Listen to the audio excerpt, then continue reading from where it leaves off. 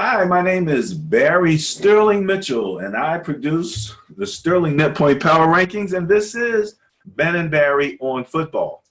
I am your co-host. My name is Ben Dickerson, lover of everything football, especially the NFL. And fantasy playoffs are coming up. Be ready. Week 13 is the end of the regular season in most fantasy leagues. 13. Yeah. Week 13 is the last game of the regular season in fantasy. Week 14, 15, and 16 are the first round, second round, and Super Bowl. So by the time the regular season is ending with week 16, you're going into your fantasy Super Bowl. Championship. You're going into your week Super Bowl. 16 is the fantasy championship. Okay. All right. I didn't quite know that.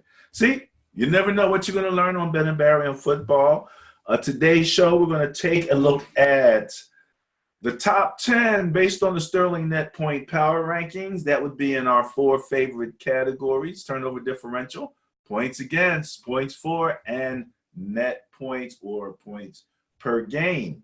Secondly, we're going to take a look at last week, which was a debacle in terms of our numbers, but it's what makes the NFL fun. Because as soon as you think, you know what's going on, this team, I can depend on them. If you can't depend on the Dolphins to lose, what can you depend on nowadays? All right. That's a shame. Number 3, we're going to look forward to this coming weekend with the Bias Plus reports, AKA the matchup show. I thought you were going to do the Spanish. I can't remember. I had it written down. I know. I got to use my Google lingual skills. Commentary will follow that. So much happening and things. I mean, literally, as we are recording this show, there are news flashes happening as we speak. So we'll talk a little bit about that, and then we'll do a quick visit on our social media. So let's go. All right, so we're going to kick it off with our top 10. Now, one of the things that I want to mention, Ben, is that normally we do gross numbers.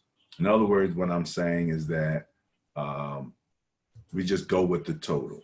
Right. So in scoring, if the Patriots were number 1 in scoring because they put up 150 points and everyone else was below that, we would just have that number. But now that we're into the bye, okay, where you got some people have played 9 games, some people played 8 games, and those types of things. We're going to try something a little different. We're going to go with the averages or points per game as opposed to our total numbers. Let's see how that works out. Now, normally we have Todd, turnover differential. We love Todd. He puts the plus in the Bias Plus, which we use when we have matchups between 2 teams. The Bias Plus is that turnover differential plus net point differential combined between the 2 teams, and the team with the higher score is favored. Here we have average turnover differential. The numbers, or in terms of the rankings, are pretty much the same, though. Not a lot has changed because New England has been number 1 or up in the top, of that category.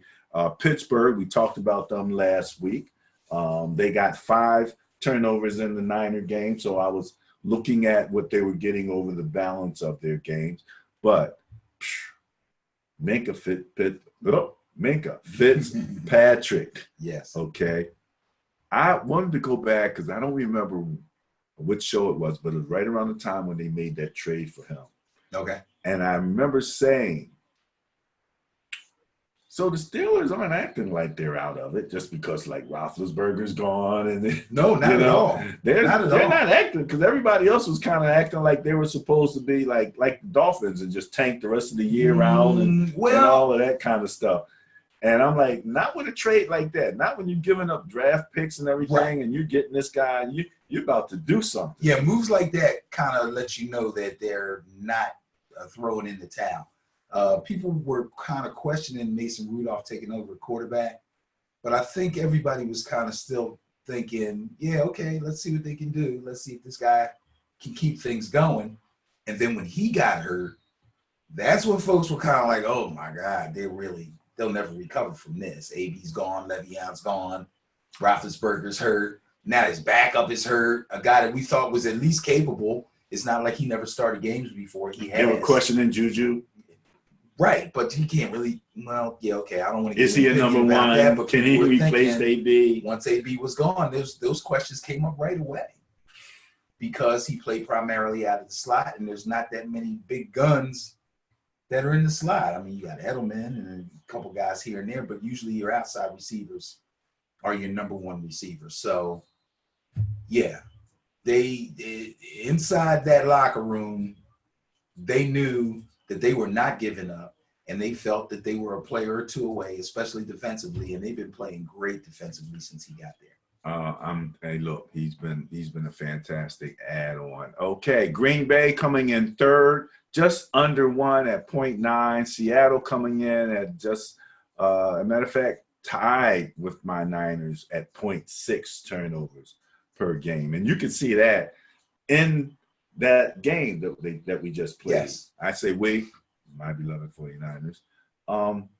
The turnovers going back and forth. I mean, both defenses scored, Yes. off of fumbles. Yes. So that's what you're going to have to deal with.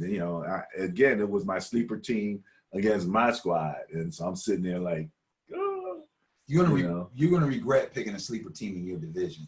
You know that, right? You're kind of regretting it now, but you're gonna really regret. Look, they did it to you twice. DK Metcalf. Well, we did strip DK on the way to the goal line, baby. He took that ball. Play. Now, wait. It wasn't as clean of a steal. Who was it? He had his hand. As the guy from the Jets. That was straight fever. He picked his pocket. He picked his pocket. DK still actually had his hand on the ball, but his arm was completely stretched out, and the other guy had both arms around. The other guy, he was hanging on he was grabbing on the ball. He swung out of bounds, right? I thought that was going to negate the play, but it didn't. Right. Oh, they gave the reason too, and I can't remember, but I think it was just a continuation of the play because he was involved in the play with. And I don't think they considered him having control of the ball and being out of bounds. Defender? No, they didn't. No, at that point, DK still had control of the ball. So that was crazy. So you got Seattle there, the Niners, Tennessee, and Minnesota, both at about a half a turnover per game on average, or turnover differential per game. And then your bottom three, the Saints, the Panthers, and the Ravens. A little lower than what you might think, because I'm thinking of the Ravens as like they're such a powerhouse now, but we're going to talk a little bit about their defense. As a matter of fact, I'm a little surprised when I look at their defense, where they're getting their rankings at with them. And so what we're going to do next is we're going to go and take a look at the points per game. Points against per game. Thank you for that, because there's a lot of letters there to get right.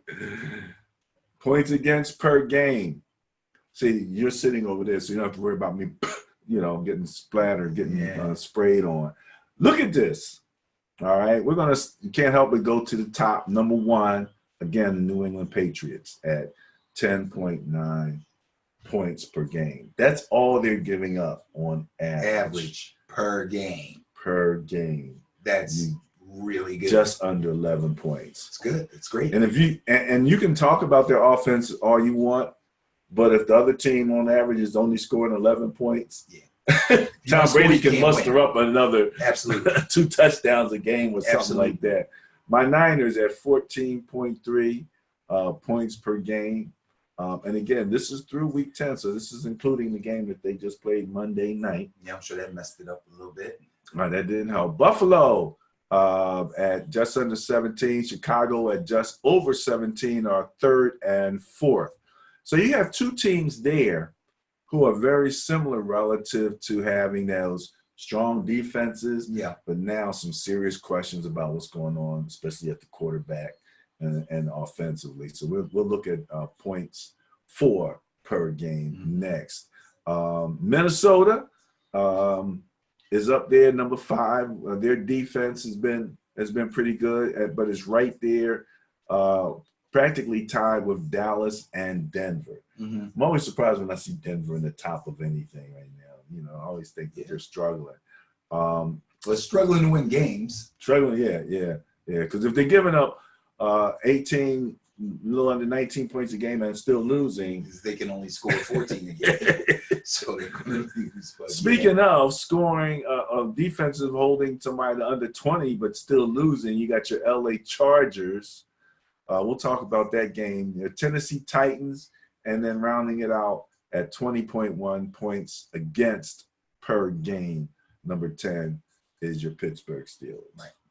We just talked about Minkah Fitzpatrick. I did a better job on the name that time than what I did before. Anything else you want to say before we move on to the scoring part? Just that you can probably expect New England to stay. I'm not going to say they're going to stay number 1 in points against per game, but they're going to be hoovering around there. If they don't stay number 1, they won't drop any less than 3, because that's the most solid part of their team is their defense, and they are very difficult to score against. San Francisco, I expect to kind of do the same thing. Buffalo has been hanging in there. I think what helps Buffalo is, even though they have a quarterback that people are saying isn't very accurate, he's a pretty good runner. So their ground game, he keeps their ground game going, or he's a big part of their ground game, kind of like on a smaller scale, of course, but kind of like Lamar Jackson. He's like having that second and third running back, and he runs for touchdowns and he gets decent yardage. We're talking about Josh Allen. So their games are always grinded out, back and forth, low scoring. They beat the Patriots, lost the Patriots 16-12 or something. So they're always going to be up in there. Chicago, I'm surprised, is still as high as they are in points against, because they've shown a propensity to give up the run quite a bit. And I don't think teams are really taking advantage of them like they could. Other than that, Minnesota, Dallas, they're just steady. They're going to have good games and they're going to have not so good games, but they're never going to stink and they're never going to really super shine. At least they haven't up to this point, to me. And we won't even talk about the only other team I want to talk about is Tennessee. The team that I said a few weeks ago that was the most boring team in the world and I hate watching them are now one of the most exciting teams, and I love watching them. First of all, I love their uniforms. I love the blue uniform. Keep talking about the with uniform. the half. I can't help it, man. There's something about the uniforms. I just love that color combination with the sword on the shoulder. Oh, that joint's hot. But what's his name? Used to play for the Patriots, the coach. Vrabel? Yeah. Dude's starting to come into his own, man, as a head coach. Gonna have coach. He's starting to come into his own as a head coach. Tannehill, we were about to throw dirt on him. Big resurgence in Tennessee. I like it. And when I look down here and I see Tennessee and I see Pittsburgh, let me just mention, because I didn't do it on the turnover differential, but I try to maybe mention the neighborhoods that some of these teams are on that you might be surprised about. But as you continue to go down the list here beyond 10. We're still on points against? On points against, yeah. 11, you got the Pittsburgh, you got New Orleans, and you got Green Bay. And then Baltimore at 13. A little surprised that they've had a couple real bad shootouts.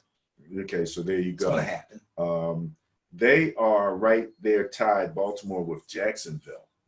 Interesting connection there at 21. Also in the 21 range, the Texans, the Rams, and the Colts. As you get further down, 18th ranking and below, you're now in that 23 to 25 point per game. Talking about Indianapolis. I'm sorry, not Indianapolis Colts. The Eagles, the Chiefs, the Redskins.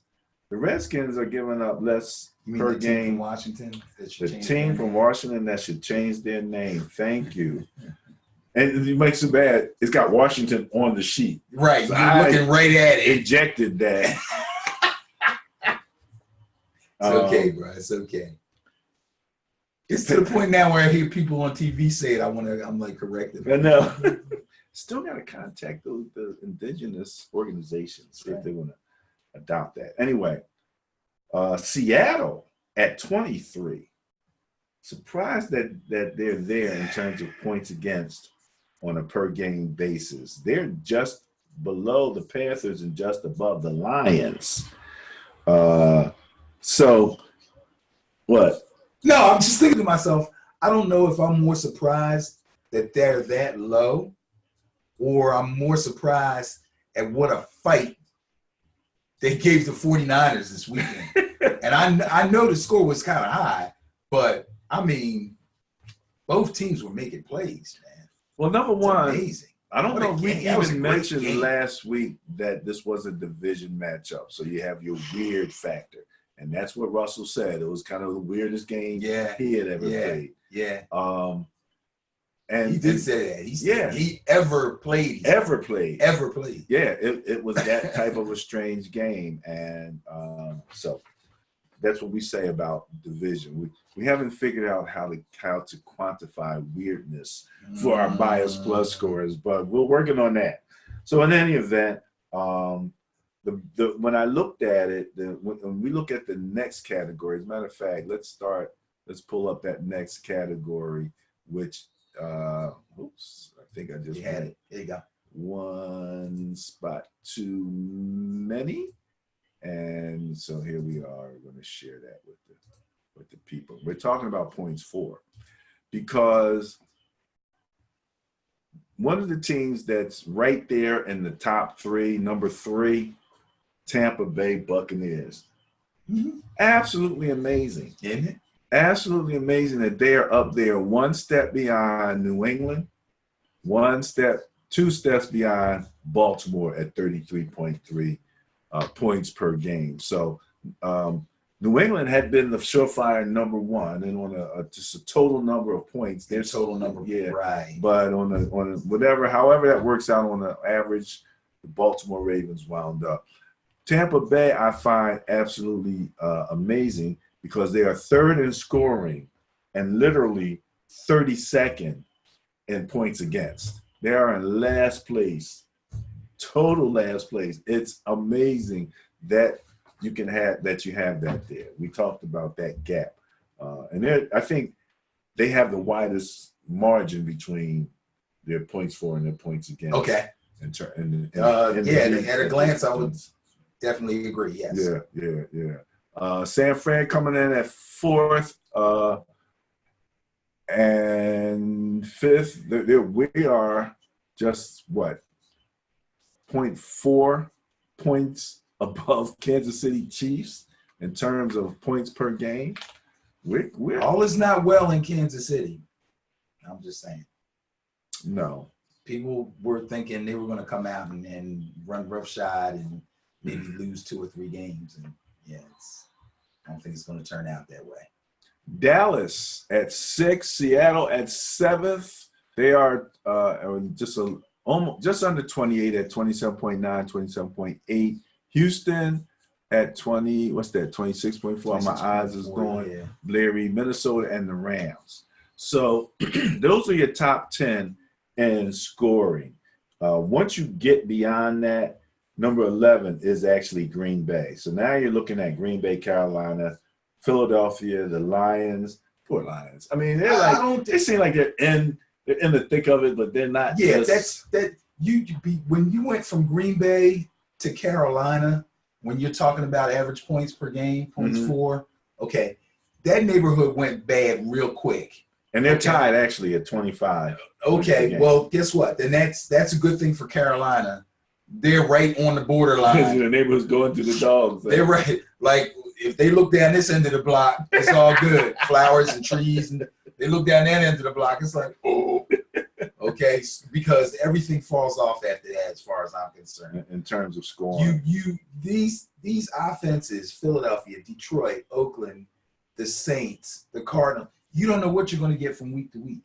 They all can obviously score, and they all can obviously go in the tank and just throw up a stinker. It's awful. One of the teams that we expected to be prolific scorers was Cleveland. Nah, I don't know about prolific, but yeah, expect them to be better. 26 in Yeah, scoring that's low. in the league. That's low And for all that, for the talent. for all that talent and everything. Absolutely. So, so we know who's scoring all the points here. And we want to go to the net points per game. Now, again, net points, the difference between points for and points against. As we pointed out with Tampa Bay, you can't look at one side of that ledger. No, absolutely not. Because you're looking there and you're seeing all of this great scoring potential, but they're literally last in the league in giving up points. That is correct. So net point wise, you can't be much more than in the middle. I mean, you know, if you're there. Right. Let's take a quick look and see who are our net point leaders. All right, Ben. Let's see if I can make this that much more visible for everybody. Let's go down to 10th. Buffalo at 2.7, just under 3 net points per game. So that means, like you said, they're winning by small margins. By small margins, but they're getting their share of wins to the point now where the pundits are asking, can Buffalo be a playoff team? I think they're asking the same thing about number 9 coming in at just under 4 net points per game. For a different reason, though. Here's a team we thought would be a playoff team, and now we're wondering if they can. Yeah, they're in a bad division to be stumbling. Because again, I'm not even counting out. And again, let me mention for people, he's the fantasy guy. I'm the Madden guy. I play my franchise season, the same season that the Niners play. I'm a Niner guy. I'm playing with the Niners. You're actually seeing the game that I played behind us as it was recorded. And long story short, the Cardinals, you know, you can't mess around with them guys too much. Right. There's a phrase that came out, and it made sense to me, making a team play 11 on 11 ball as opposed to 10 on 11. That's kind of what happened between Seattle and the Niners. You know, the Seattle made us play 11 on 11. Russell being a top player, you can't sleep on him. You can't, especially if you're in man, you can't turn your back. You can't give him running lanes. Right. You have to be disciplined, and you have to win at the line of scrimmage in order to get to him. He can be gotten to, okay? But you blink, you look the wrong way, you leave a running lane for him. He'll find it. He not just finds it, he's taking it for 20. Yeah. You know, it's not like Garoppolo might have got 10 out of that last run that he made.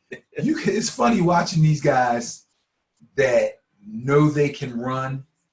They don't necessarily want to, like Deshaun, like Russell. They know they can run. They slide sometimes. Sometimes they don't. But even when they slide, they always take that extra stride or two where Garoppolo is like, I can't wait to get down. Oh, that's it right there. The first down's right there. I know. Hey, I'm getting down. I'm hollering at the screen. Get down! Get down! Yeah, I can understand that as a fan. Sure, you don't want your quarterback to get splattered, but I'm just saying the aggressiveness, you know, of some of these quarterbacks. Well, again, they're aggressive because they're confident. Lamar Jackson is spinning on people. Different. That's confidence. Lamar's up here, and then there's Russ. That's my ultimate confidence. But that's Lamar up there. Yeah. He's almost positionless at this point. But that's, and as much as I'm not in favor of the running quarterback, again, as a Niner guy going through the whole Colin Kaepernick experience, you know, and everything, you can see the benefits. It's really nice to have that in your back pocket. Absolutely. You know what I mean? If you have it, but you just don't want to overdo it. You know, your pocket quarterbacks have been, well, Brady skews everything because he's the ultimate pocket guy, but they're winning. Peyton sure, Manning, they're winning. Sure. You know, so and they have longevity. That's Well, the other yes. thing. All right. Moving right along. 4, Dallas. 5, Minnesota. That was an interesting game. And I that was my intriguing game of the week last week. Okay. And I said I thought it would be a referendum on the contract. It's really going to impact the contract for Dak. It's funny. I heard a couple people say that. People are still going through this whole, should he have waited? Should he have tried to get it done earlier? Early on, people were saying if he lets this play out, the dollar signs are going up. And now they're saying they're coming down. What would you expect was going to happen? You know what I mean? First of all, it's the Dallas Cowboys. They're good. They're not great. So he's going to have up games. He's going to have bad games. Every loss, people are saying, oh, he's losing money. Every win is, oh, he's making money. What was really, and He's going to end up getting tagged. And they said if he gets tagged, he's going to make $27 million. Well, that was what I came up with. If you go to the Sterling Net Point Power Rankings on my intriguing game of the week, I do write a blog. I wrote that blog. And I said, he's going to wind up, ironically, following the Kirk Cousins model. Probably. You know, they didn't want to give Except him that I don't think Jerry Jones will let it go year after year after the way year. Washington did, because I think they really want Dak to be a Cowboy. I don't think Washington really wanted Kirk Cousins. I'm questioning I think that. they felt like they needed Kirk Cousins, but didn't want to pay him top dollar. I'm questioning that. Okay. I actually heard, and we'll talk about it in the game real quick. Someone mentioned in that final drive when they handed the ball off to Zeke twice, he said, oh, they took the ball out of Dak's hands. Oh. And somebody else said, who would have thought we'd have ever been saying that? Like, you know, like they took the ball out of Dak's hands and gave it to Zeke twice. Who's the starting team? Zeke. Thank you. But Dak was having a heck of a game. I've heard you say talk about going with the hot hand, going with what works, you know, doing what's working. Yeah.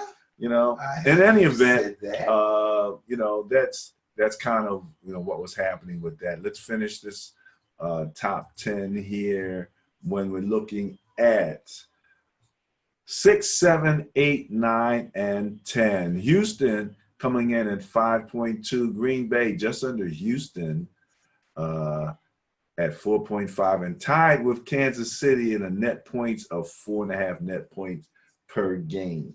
So you said something wasn't right in Kansas City, but it's strange that we do feel something's going right in Green Bay, and they're at the same point. So there's some questions going on there. Who said something's going right in Green Bay? Did I say that? I think I'm hearing a lot of people kind of thinking Green Bay is still. People are still liking Green Bay because of Aaron Rodgers and because of the defense, which has been playing pretty well. But they've had their moments, their shaky moments as well.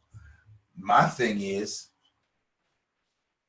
if an Aaron Rodgers led offense and a Patrick Mahomes led offense and a Jared Goff just out of the Super Bowl led offense can only put up single digits, and I don't mean in scoring, of course, but is only a single digit net point per game ranker. That probably sounded weird, but you know what I mean? That's right. Something's not right. I mean, that's right. There's problems in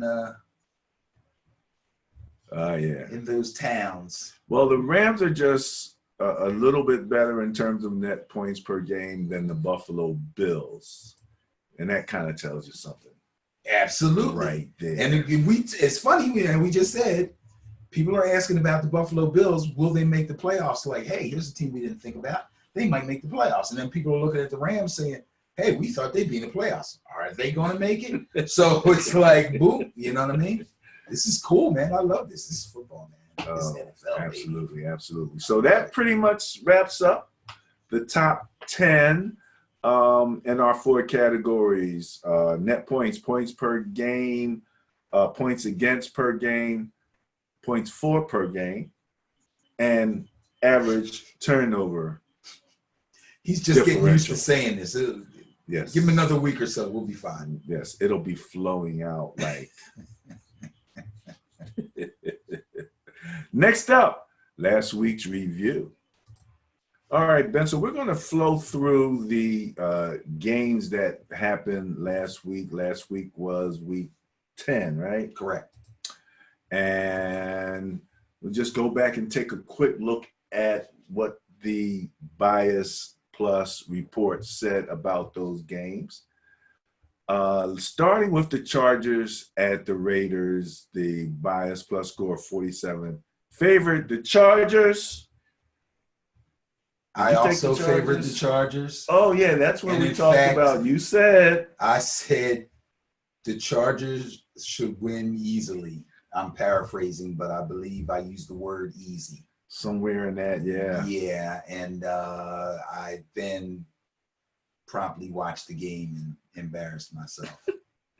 And then continued to embarrass myself for the rest of the weekend with all the games that I picked wrong, but we'll get into that. It was a debacle. It was crazy. Then we've pretty much been in that 60 to, at the lowest, let's say 50 to 80% range. I don't think we've gone as low as 50. I think we've always been in the high 50s on up. So in that range, yeah, on every game up to this week, me and the Bias Plus, and thinking that the earlier games would be harder, would be less consistent in terms of the results because it was the first or the second preseason, right, as we would call the first quarter. Quarter. We haven't seen those this people are still trying to figure they hadn't played together now. Right. But so many things have happened now between the trades and like Minkah Fitzpatrick, injuries, and all of that. A lot of quarterbacks going down. Somebody said this is the year of the backup quarterback. Yes, it is. And so now at week 10, that team is not the same team. That's correct. Much less some of the attitude changes. So congratulations. Let me throw this out. Oh, well, I'll leave that till later. We'll mention that. So let's get started. We were talking about the Chargers game with the Raiders, right? Yeah. And let me say this much, because I was going to save it for a rant, but I'm going to throw it in right now. Are you bet? Okay, go ahead. Do you think?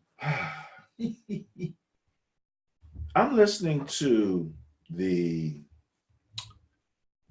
commentary and things of that nature, and they're talking about the Chargers have a newfound commitment to the run. Melvin Gordon is back, he's looking better, et cetera, et cetera. And then that final drive that the Chargers had to win the game, I thought their commitment to the run showed as being extremely weak at that point. The commitment was weak? Yes, to the run. Okay. Okay. Because, number one, as soon as they get close to the goal line, right, they go right into a spread with no back. So that automatically kind of say, you're not really committed to the run, right? I mean, I know you got Phillip Rivers back there. People starting to question his arm a little bit now. Ooh, yeah. Somebody said that, when he's throwing the ball and it's completed, successful, and you're looking at that weird throwing motion, and you're going, okay, that's Phillip Rivers. But then when it's not successful and you're looking at that weird throwing motion, it just looks that much uglier. Yeah. And he got a couple interceptions. 3. Yeah, okay, 3 interceptions. And then I was comparing that to the Raiders' winning drive. Okay, where they literally scored on a running play. On a running play. But they mixed it up. They mixed it up. The Chargers were having trouble controlling the line of scrimmage. Yes. A la my Niners with Garoppolo back there. And as I always say, if you're going to be a statue, you got to be decisive. The ball's got to come out. You can't be standing back there, because once they see they're winning that battle, they're just coming for you. And they had 3 timeouts. there was plenty of time and 3 timeouts to get short pass. You didn't have to go 15, 20 yards deep to complete a play. Right. You could have threw something underneath 5, let them get 10, let them get 5, 6, because they're giving any team that's going to try to keep you from scoring, they're going to give you a little something underneath. And if you hurry up, you don't even have to use your timeouts. You can hurry up on a 5-yard slant that's completed because you don't have to run 30 yards. You only got to go 5 yards and reset up. So you can move pretty quickly on shorter. That's on a run. True, but Run the the ball. problem with that is if you're unsuccessful on one of those, now you're Unsuccessful on the pass, like a short pass. yeah. Well, the clock stops in that case. I understand that, but you lose the down. So Well, now you got the down going against you. So you have to find that balance between keeping the chains moving. That's and what you got to do. You beating got the to clock. keep the change moving. Right. But again, they had time and they had 3 timeouts. So I'm saying That's why you could are able combine to go all over of the those middle. things a little. because if things don't go right, well, you have the time. you got the timeouts. Right. So you by shortening things up, you can beat the rush. Right. You can still be in not the Tom Brady type hurry up. The no huddle. Let's just get on Yes. down here, set it up, Right. and go. And if it's a 30-yard completion, that's harder to do because you got to move all the way down, get everybody down to the goal. yeah, to but the you got a near line first of down, you scrimmage. come down, you clock it. Right, but I'm just saying, relative to how it affects your ability to run the hurry up. In that case, you would clock it or you just call your timeout. You know what I mean? Yeah, but you got to remember the defense has to get down there too, You got plenty and of they have to get on side. You got plenty of options, is what I was saying, to manage that drive. Yes. And I just didn't think that for a team who supposedly had a commitment to the run, that they showed that commitment to the run in crunch time. It looked like poor play calling to me on top of the fact that they didn't show the commitment to the run. And yet, forget commitment. Do what the Raiders did. Mix it up. Show me some run. It's not like they can't run the ball. Melvin Gordon had a decent day. It's not like they can't run the ball. Fine. It's not like they can't put Eckler in the game and run him out of the backwards and throw a swing backfield and throw swing passes to him, which he racks up yardage on those kind of plays. They didn't mix any of that in. They put it all on Rivers. That's and when you say they, okay, we're talking about coaching now. That is correct. Yes, Mr. Lynn, head coach. There's some real questions now. Well, he doesn't call plays for them. I don't think he has an offensive coordinator who calls the plays. But when you're game planning during the week, you're supposed to go through all your scenarios. When you're practicing, you practice your 2-minute offense. You practice your we're driving for a field goal offense. You practice all of that. Something just didn't look right. Let's move to the Falcons and the Saints. All right. So that was a bias plus of 138 favored the Saints. What did you think about that game? I lost that one, and the bias lost that one. Completely, the wheels completely fell off for the Saints coming off of a bye.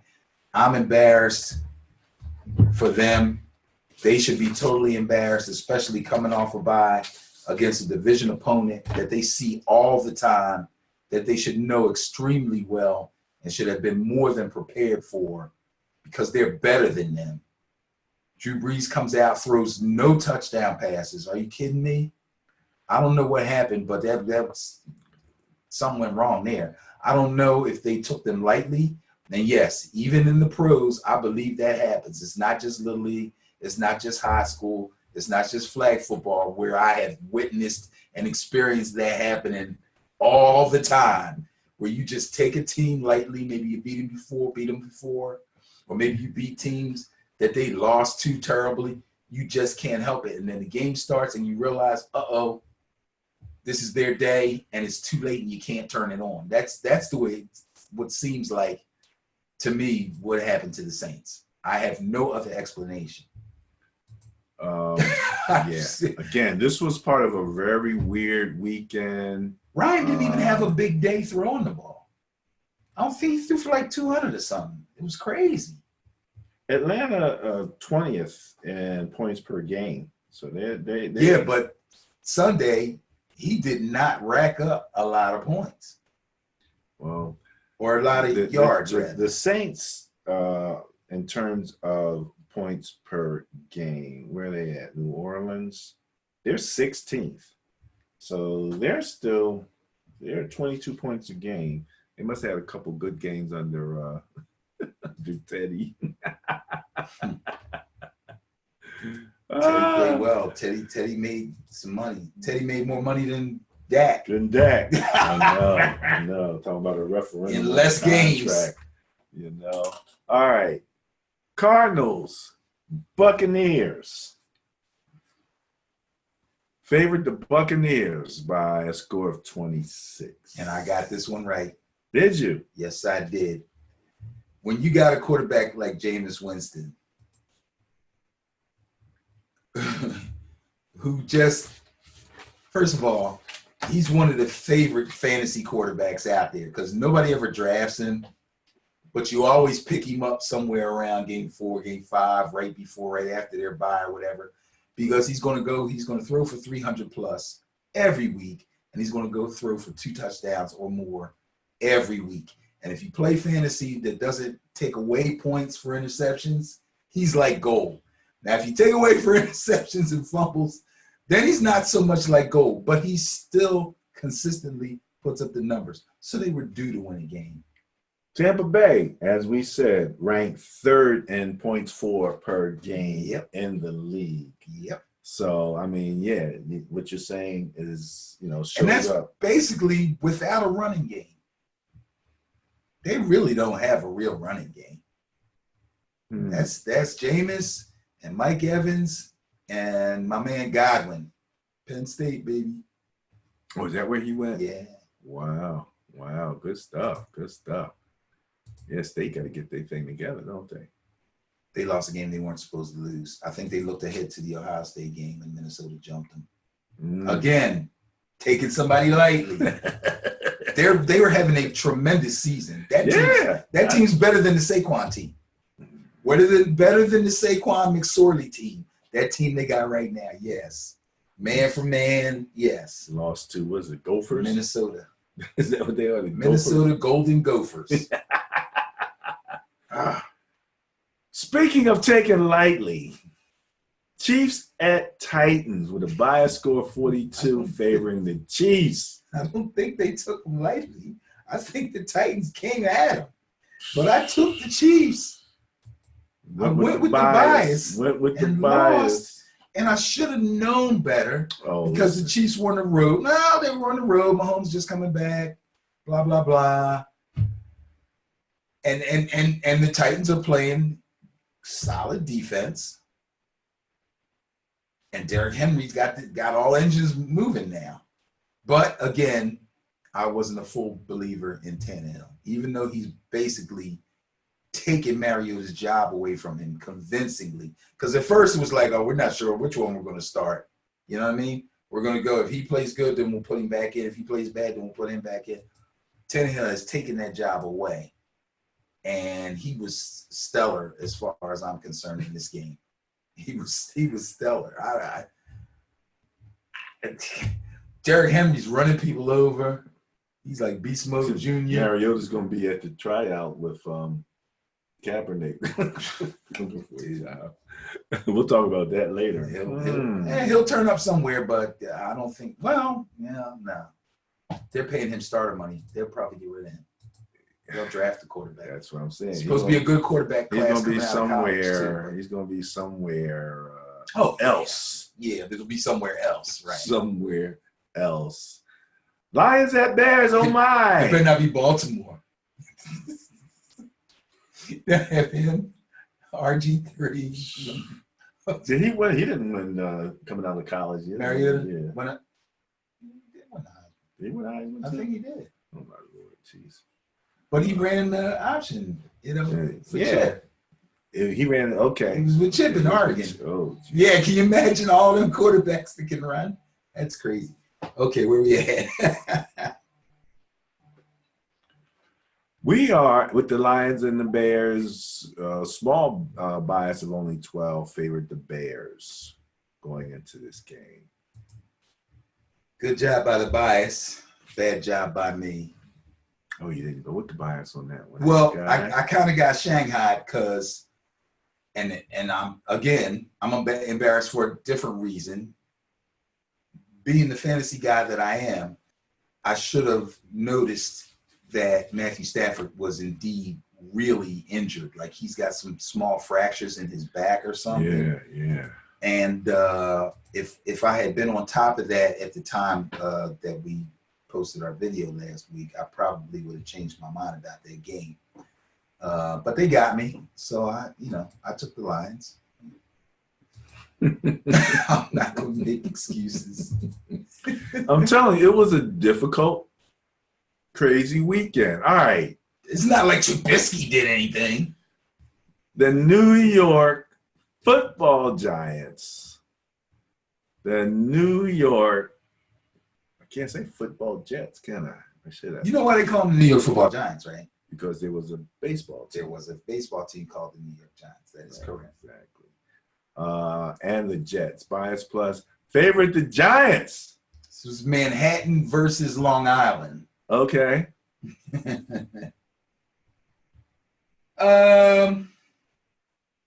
First of all, Daniel Jones threw for four touchdowns. So I'm extremely happy about that. He's 26 for 40, 308 yards. My man is an NFL quarterback. I love him. He's our future. That being said, please fix this defense. Please do something, Giants. The draft is coming. Okay, it'll get here. We're not going to the playoffs. We're not tanking either. I like to see the guys play hard. I really do.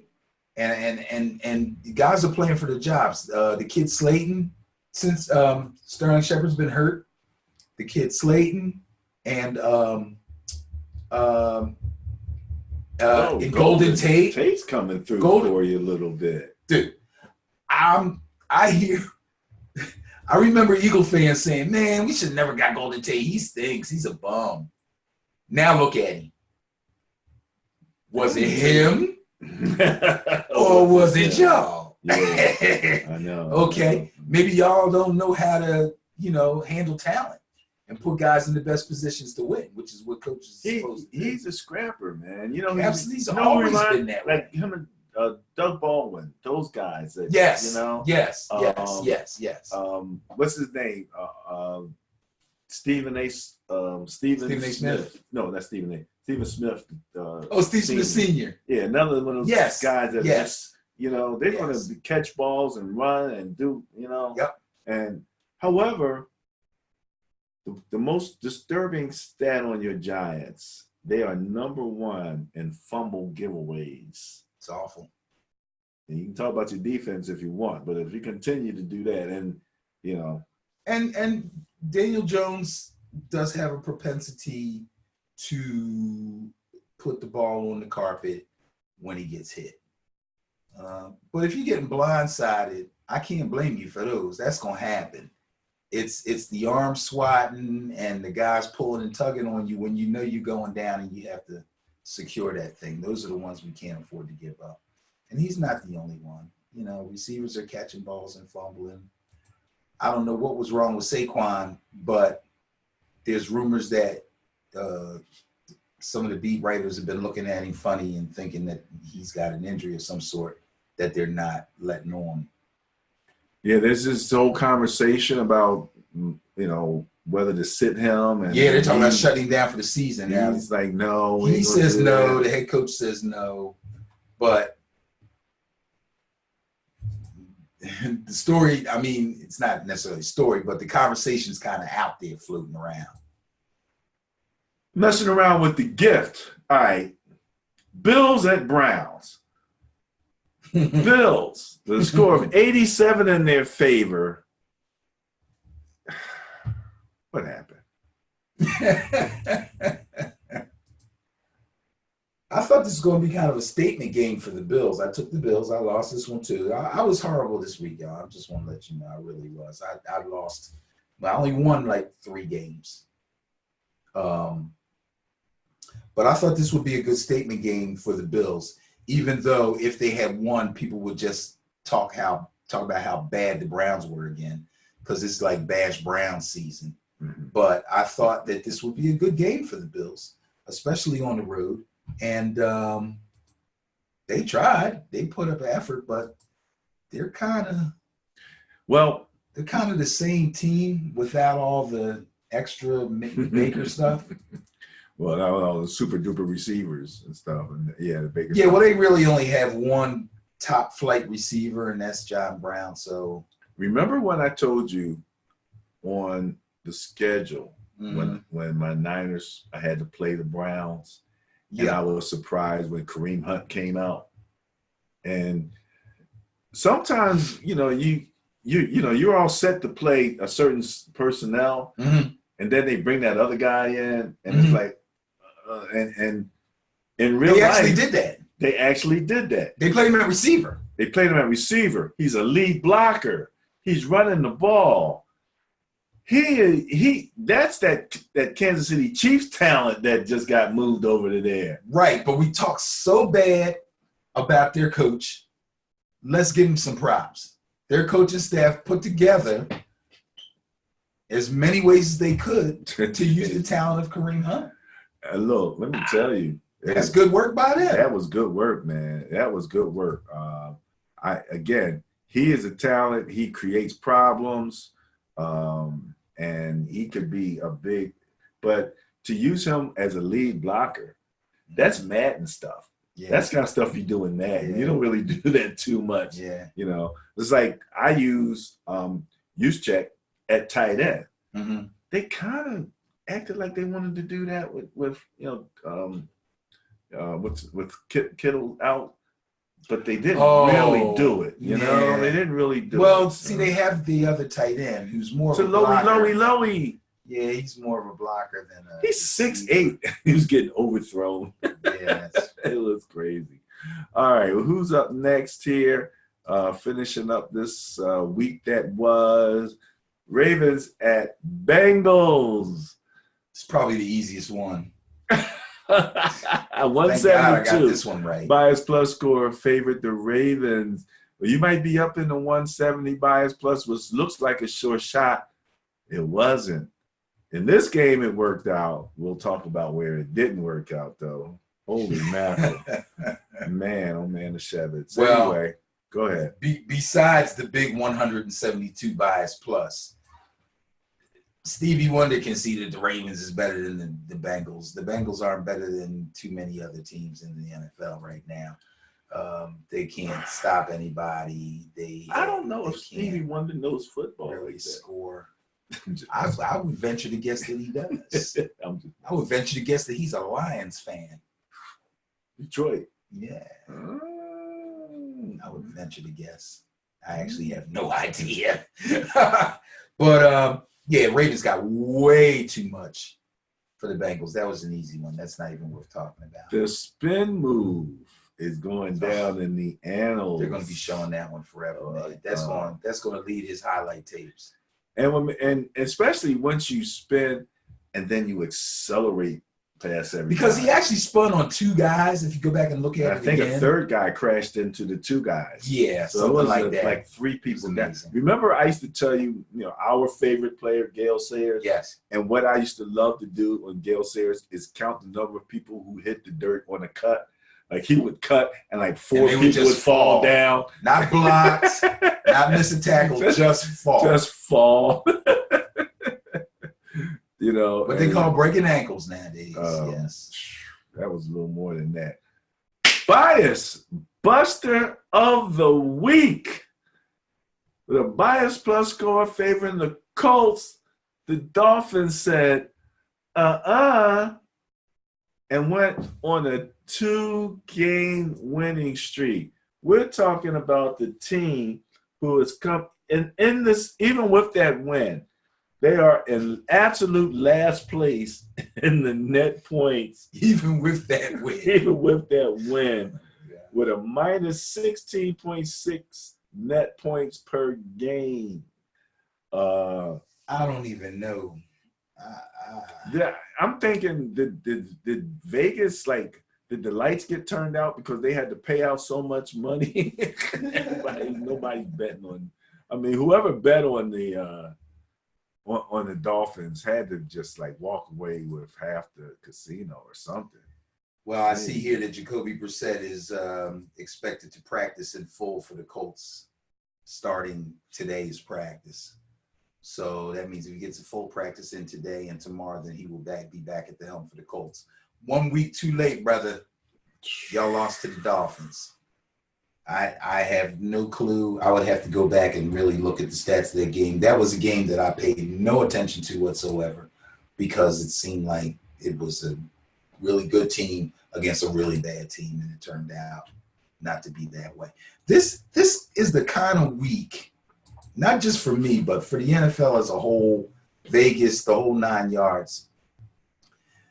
This is the kind of week that makes you remember the old Any Given Sunday. I mean, this is crazy. Yeah. This was really crazy. It was a very difficult week relative to the net point rankings. But hey, that's what we like. We like when people beat the bias, you know? It's like that's fun. That's a fun It's thing. fun to see, and it's usually very unexpected. So that's a good thing. Speaking of, the Rams had a bias. Now, not a big one, but a bias of 22 favoring them over the Steelers. And then there was Minka. There was Watts. I mean, you got to control the line of scrimmage, man. I think we're going to have to pay. I'm thinking about a new series in this Ben and Barry called, or not as well, whatever, feature called The Great Disruptor. Like, we need to talk about who the great disruptor for every game was. Because usually there's at least one, if not two. You look at the Niners game, the great disruptor had to be Clowney in that game. I would agree. You know, he's an obvious. And I don't know if we would have predicted that. Especially, and I'm talking about tonight. We'll talk about that when it happens. Yeah, we can get to that. But I'll tell you this. If, in fact, we were to take the time to do that, even right now off the top of our heads, you're going to come up with a lot of good pass rushers. Well, you would think that the Rams had the great disruptor. It's been quiet. When's the last time you heard his name on television? Even mentioned. I think he was doing a charity event. Exactly. That was about my point. Exactly. That game is basically a team who has fallen on hard times offensively after being a juggernaut just the year before, whose defense isn't any better and possibly a little bit worse than they were, running into a team whose defense all of a sudden is exploding and pulling their offense along. That's the way I look at it. That's how I see the Steelers. Their defense is firing on all cylinders right now, and they got a mediocre offense because they really only have one playmaking receiver who's not having a great year. He's having a good year, and James Conner. That's it. Well, there you go. And they overcame last week. Moving on. All right. The Panthers at the Packers, bias plus of 33, favoring the Packers. Bias got me on this one. I went with the Panthers. I did. You want to try that again? I have a sheet here with the teams and the games on it, and every week my partner here comes out with the sheet, and he gives me the bias pluses and the turnovers and the net points and all that and the matchups, and then I make my picks. And last week I made a lot of picks and then went back before we came on the air and scribbled them out and changed them. And more than I normally do. I might do one a week. I might change my mind. This week I did 1, 2, 3. I see 3 scribbles here and a half a scribble But this was one of them. I picked the Packers. I scribbled them out. I went with the Panthers because I was just drunk with Christian McCaffrey. That's what I was suspecting. Yeah, and I should never let one factor like that overcome me, especially when they show going to Lambeau Field. That shame on me. Shame on me. I feel really bad. It's already December in Lambeau Field. It might be November here, December there. Gee whiz. Yeah, but thank you, Fantasy. Christian still got off, but yeah, Panthers couldn't win that game. Next game up was my intriguing game of the week because I wrote about this. Again, you can go to the Sterling Net Point Power Rankings on Facebook at www.sterlingnppr.com. That'll take you there. Vikings at Cowboys. I said this would be a referendum on Dak's contract, and it might be. And it might be also a referendum on Kirk Cousins' contract because he might have got that thing extended. They're going to pay him. They're not going to extend it. Well, I don't mean extended. They're going to pay him. Like, the thing about these guaranteed contracts, they ain't so guaranteed. These guys can get out of these guarantees. They can have ways to get away around these things. And we're finding more and more about that now. Well, they do buyouts. Yeah, they've got a number of little tricks. I'm sure there's more than one way to skin that cat, but I'm just saying, once they make it clear we don't want you anymore, and you're like, "What? You owe me this much money?" Yeah, the lawyers start to get involved. But so you said you wrote a blog on this one, right? Mm-hmm. Okay, and we were talking about referendums on contracts for the starting quarterbacks for these two teams. I agree with you. More so with Dak because he's the one that actually needs a new contract.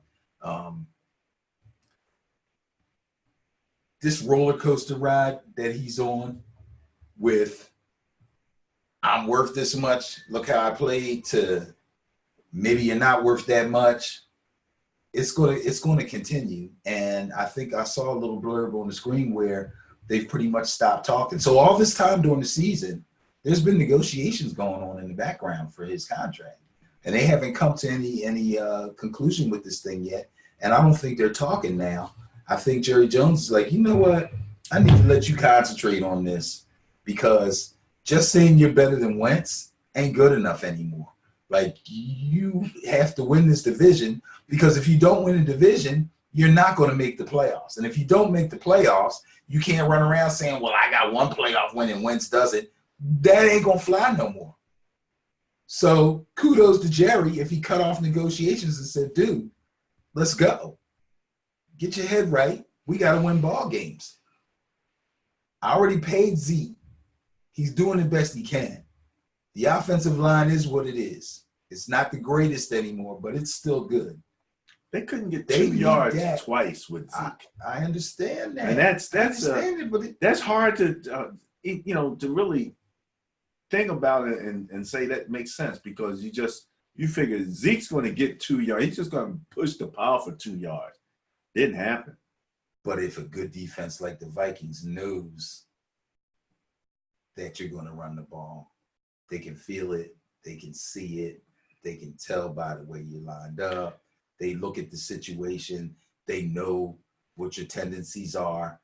They're a good defense. They got a good chance to stop. They didn't do much of the sleight of hand on those plays either.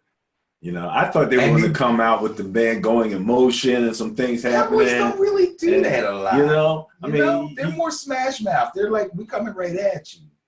They don't do the deception thing like a lot of teams do. They might have to incorporate. A lot of teams now, at the very least, they're handing off one, spinning around, throwing back in this direction, and you got to have something going on because you have to control the movement of the defense. These guys are good, and if if you're not getting that done, then you're going to wind up like they are right now. So, Vikings came in, another one where I think I remember saying a good team like the Vikings, well, not just the Vikings, but I don't think teams are intimidated by going into Jerry's world. Remember I said that? Yeah, you just said that. Yeah, I don't think they were intimidated at all. They went right in there and took care of business. They're like, oh, it's nice in here. Yeah, it's probably a really nice, cushy. They're probably like, yeah, I wish our stadium was like this. Yeah. All right, Monday night, Seahawks at my 49ers. You know, What a game. it was bad enough that Kittles was out. But when our kicker wound up not being there, I mean, he's money. He's money. So you figure if it's going to come down to a kick, you got that. You had a lot of disparaging things to say about some of our receivers. Our coach had that will something continue. disparaging to say about Pettis. I don't know if you heard. Thank you. I've been on Pettis since day one. He said Pettis is going to have to step up. What? That's it? That's all he said? He should have said that in the preseason. Well, again, I think our receivers are serviceable, but no, we had serviceable to who? We had balls going off of people's hands. We didn't bail our quarterback out in cases where he got the ball off and balls banged. Bourne had one. He scored, but he had Bourne had a good game. Bourne just jumps 2 spots up the depth chart. Right, but he had balls coming off of his hand. Okay, also. fine, but guess what? He also produced. So here's a guy who wasn't getting any targets, was barely getting splinters out of his butt. Mm-hmm. Okay, scores a touchdown and makes some big plays.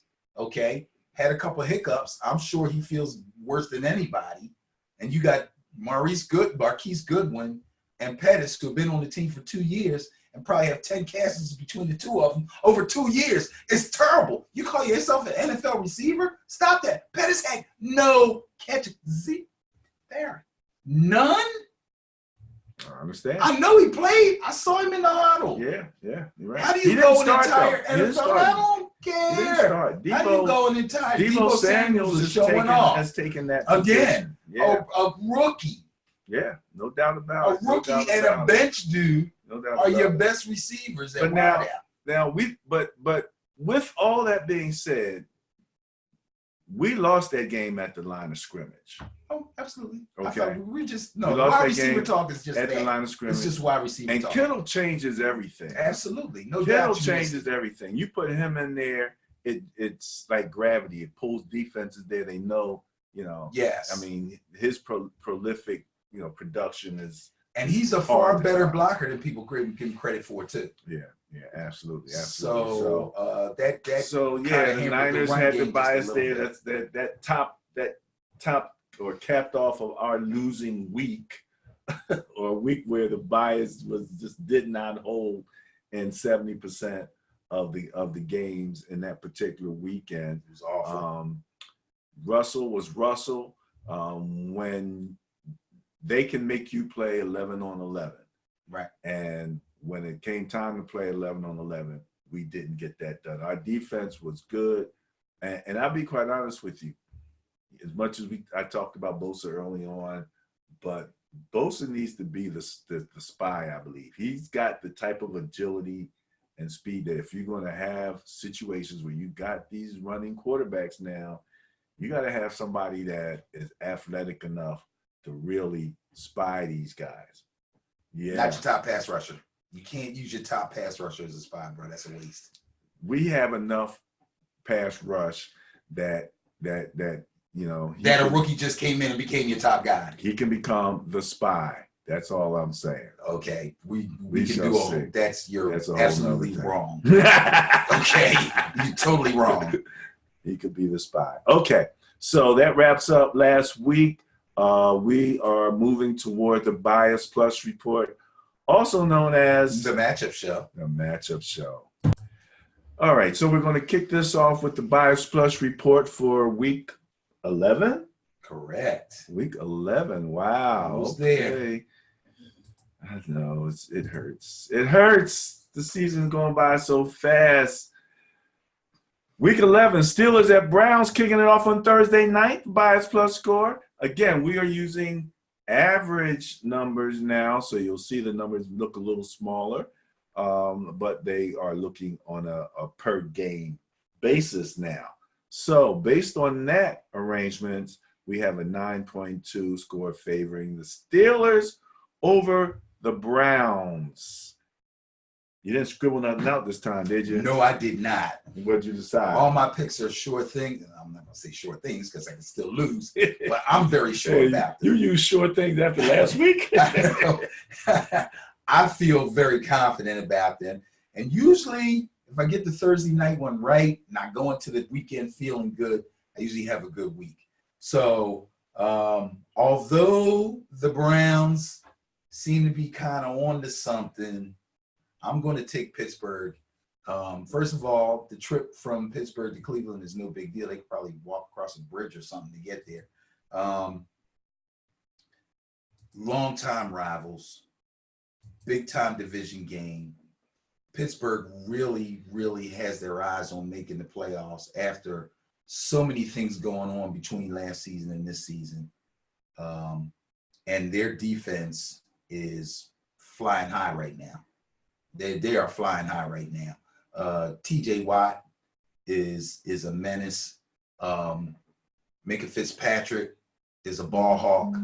And the kid Bush, Devin Bush, the linebacker, he's a beast, man. That guy's good.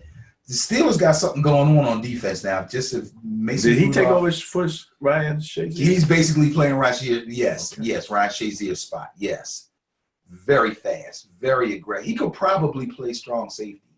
And in fact, I think in college, if I remember some of his college film, he looked like a safety and he wore like a 20 number or something. But he's beefed up a little bit now. But he's all over the place, man. Very skilled, very intelligent. I think he calls the plays. He's a good kid. So that being said, Baker's going to have his hands full. And I tell you what, though, fantasy-wise, if you got Odell Beckham, still go ahead and play him. Somehow, some way, he's been squeezing out decent numbers in fantasy. He hasn't had any great days, but he doesn't catch as many passes as he should. But if you kind of got him and he's a main guy, you kind of got to go with him. Other than that, yeah, take Pittsburgh to win the game. Lions at Cowboys, bias plus favoring the Cowboys, 11.2 score. Ooh, okay. I like that bias. I like Dallas to beat Detroit on turf, indoors in the Silver Dome. Matt Stafford fractures in his back, might play, might not play. As far as I know, he did not practice today. I doubt that with that type of an injury, they're going to hold him out for a game time decision and then let him play without having at least a limited practice come Friday. So that being said, Dallas definitely has the advantage. So I'm just going to go with them. Detroit can't. It's not going to be able to stop Zeke. Gallup is back and healthy. Obviously, Amari. And now Randall Cobb is starting to show off coming out of the slot. Dak has no excuses. He has no excuses, man. He's got 3 good receivers. And it's funny, you just reminded me of something going back to the Niner game real quick. Josh Gordon. 2 third downs. Right. Weren't they his only 2 catches? Yeah. Just about. Yeah, I think so. Oh, that's your sleeper team. You put the X on yourself. All right, so you chose Dallas. Jaguars at Colts. Now look at this. Bias plus score of 1.5 favors the Colts. Look, there is a 0 in the list. Oh, I see it.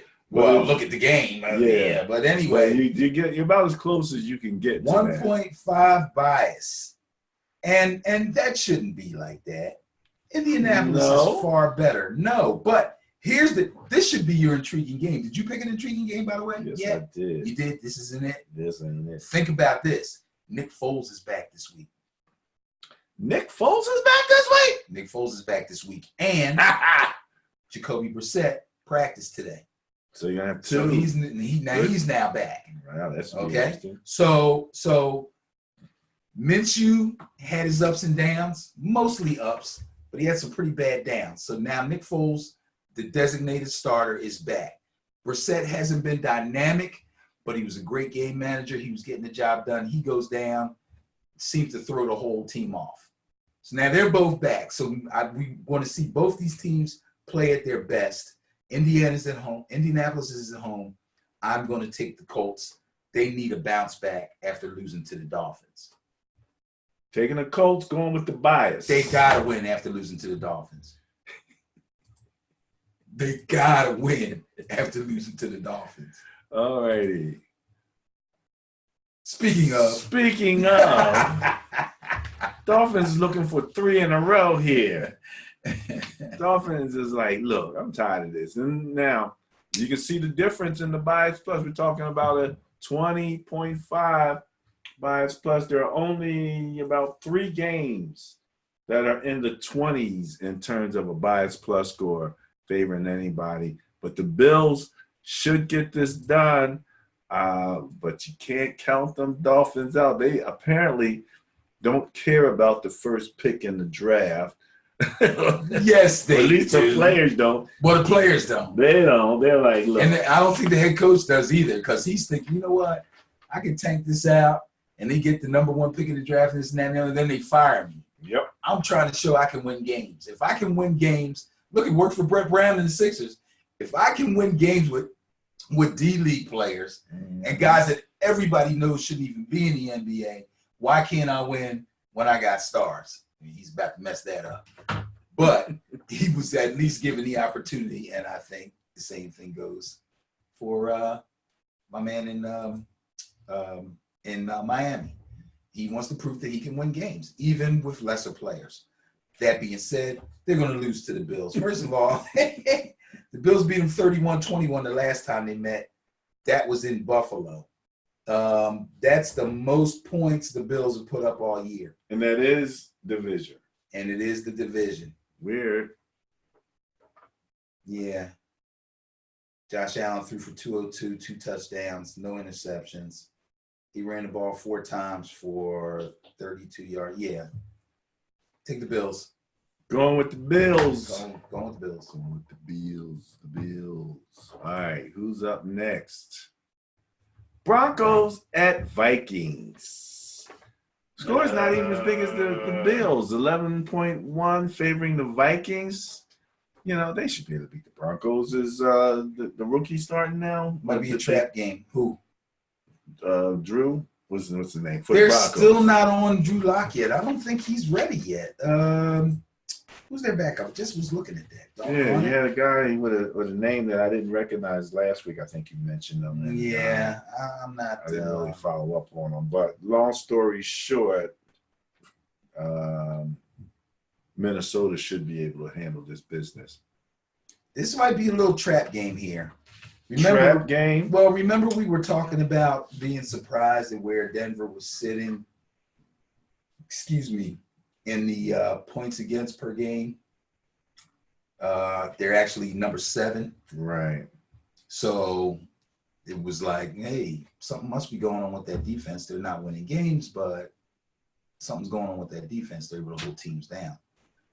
Minnesota doesn't want to get held down here. Now, Cousins and Diggs didn't connect the last game as well as they should have. Thielen, I think, is still hurt. So right when Cousins is really getting the passing game going, now all of a sudden they're limping a little bit. Thank goodness they still got Dalvin Cook. Yeah, that's what he I was obviously say. proven that he He ain't stop. limping. He ain't limping at all. He might leave a few guys limping after he broke their ankles and Right. ran over them. But you know what? And you know what I like? What I have to give them credit for? I don't know who his name is. Maybe you can look him up real quick. Who's the guy that they're bringing up behind Dalvin Cook? Oh, yeah. Matson. Yeah, look him up real quick because yeah. this guy is running people over, He's man. nice. He's coming in running with power. Mm-hmm. They're not, I mean, Dalvin's killing it, but one for the fact that Dalvin's number 1, I would almost think that it's not a, No. Yeah, that it's not a big drop-off from Dalvin. Here is some information for who's the starting running back for the Minnesota Vikings. Thank you, Google. Minnesota Vikings RB Dalvin Cook faces the Kansas City Chiefs in Week I didn't 9, ask and you the that. Chiefs have allowed the third most rushing Oh, yards in shut up. I didn't ask her that. Oh, see? That's because you didn't laugh at my joke last week. Oh, no, don't bring that up. Anyway, yeah, he's a pretty good player. And We'll get his name. I think you're right. yeah, It might be Madison it's or funny something of that because nature. last year, Latavius Murray backed him up. Yeah, now he's in. And he had some injuries last year, and Latavius Murray did well. And then he went to the Saints, and he did well when Kamara got hurt. So now here they go. They got another good backup running back. I tell you, some teams really know what they're doing, and some teams just don't. How do certain teams keep coming up with gems, and some teams can't seem to All right. Well, who you got? Did we say that yet? Names. Did we say that yet? Oh, that was I gotta Minnesota. take the Vikings. I got to take Minnesota. The Vikings. Absolutely. All right. Let's move this puppy forward here because guess what we got coming up? Saints Buccaneers. We got the team with the widest margin between their point for versus their points against, third in points for, last in points against, versus the Saints. Now the Saints, 11th overall net points, 24th in scoring. 11th in points against. Now they're 8th in turnover differential as opposed to your Tampa Bay, which is 27th. That's part of Tampa Bay's problem is turnovers. When I look at turnovers, let's see, I have for the differential in terms of turnovers, the Saints, where are the Saints at? Let's go all the way to the bottom. Well, they're not all the way at the bottom. That would be your Giants. Ew, where are they on this list? What are we talking about? Turnover differential? Yeah. And we're looking at the Buccaneers, right? Oh yeah, so that's the Saints are at 8. 9, 8. They're like 27th. Yeah, the Tampa Bay is like 27th. Oh yeah, he's averaging an interception per game. Yeah, and in terms of the giveaways, interceptions, Tampa Bay is absolutely the worst team in the league with 14. So therein lies the conundrum. Can Jameis put together a turnover, reduce the game? He has done it. He did last week, in fact. But the question in my mind is, what's wrong with the New Orleans Saints? What's wrong with that defense that was much improved from the year before and way, way more improved than 2 years ago when they couldn't stop a soul, even though Drew Brees was able to put up big numbers.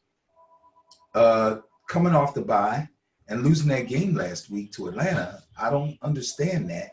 And now you go into Tampa Bay against a prolific scoring offense, and it's pretty prolific. They're putting up numbers. They're number 3. Number 3. I need to know what's going on, and can you get it fixed in a week's time? Not to mention now, Camaro's back too, so now that you don't have him. And Kamara played well. It was Breeze. Well, I'm sorry, it wasn't Breeze. It was actually the Atlanta defense played out of their minds. Breeze threw a lot of passes, and the receivers caught a lot of passes, and the receivers was getting whacked. I didn't watch the whole game, but I saw enough replays of dudes getting smacked really for 8 yards and 12 yards instead of breaking a tackle and going for 20. They were getting walloped. So maybe Atlanta played over their heads. I don't know.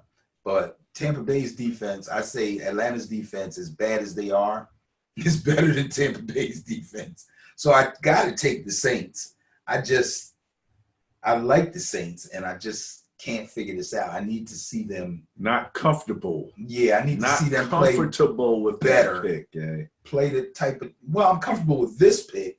I just need, for my own good, to see them play like the team that I know they're supposed to be. All right. Jets at the Washington team that needs to change their name. So if you had any questions about what TCTN stood for, the Washington team that needs to change their name with a bias plus score of 0. So you have a tie, Jets and Washington. You know what?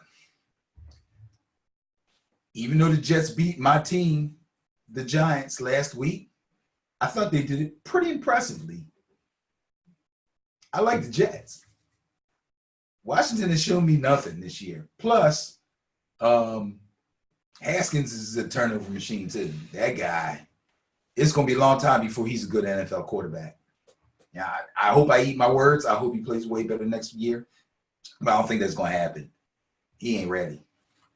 They committed to him. Okay, fine. They paid him the money. They drafted him high. They're trying to prove to everybody that they made the right decision. Okay, fine. I just hope he stays healthy. Stay healthy, bro. I don't know if they're trying to Ain't gonna win no prove games. that they made the right decision, or at this particular point they're trying to figure it out. So let's go ahead and put them out there and see what the deal is. Okay. You know, we shall see. All right, who's up next? Oh man, we were talking about them. Mm-hmm. Now they have a division game against the Panthers. You had C-Mac on the mind last week.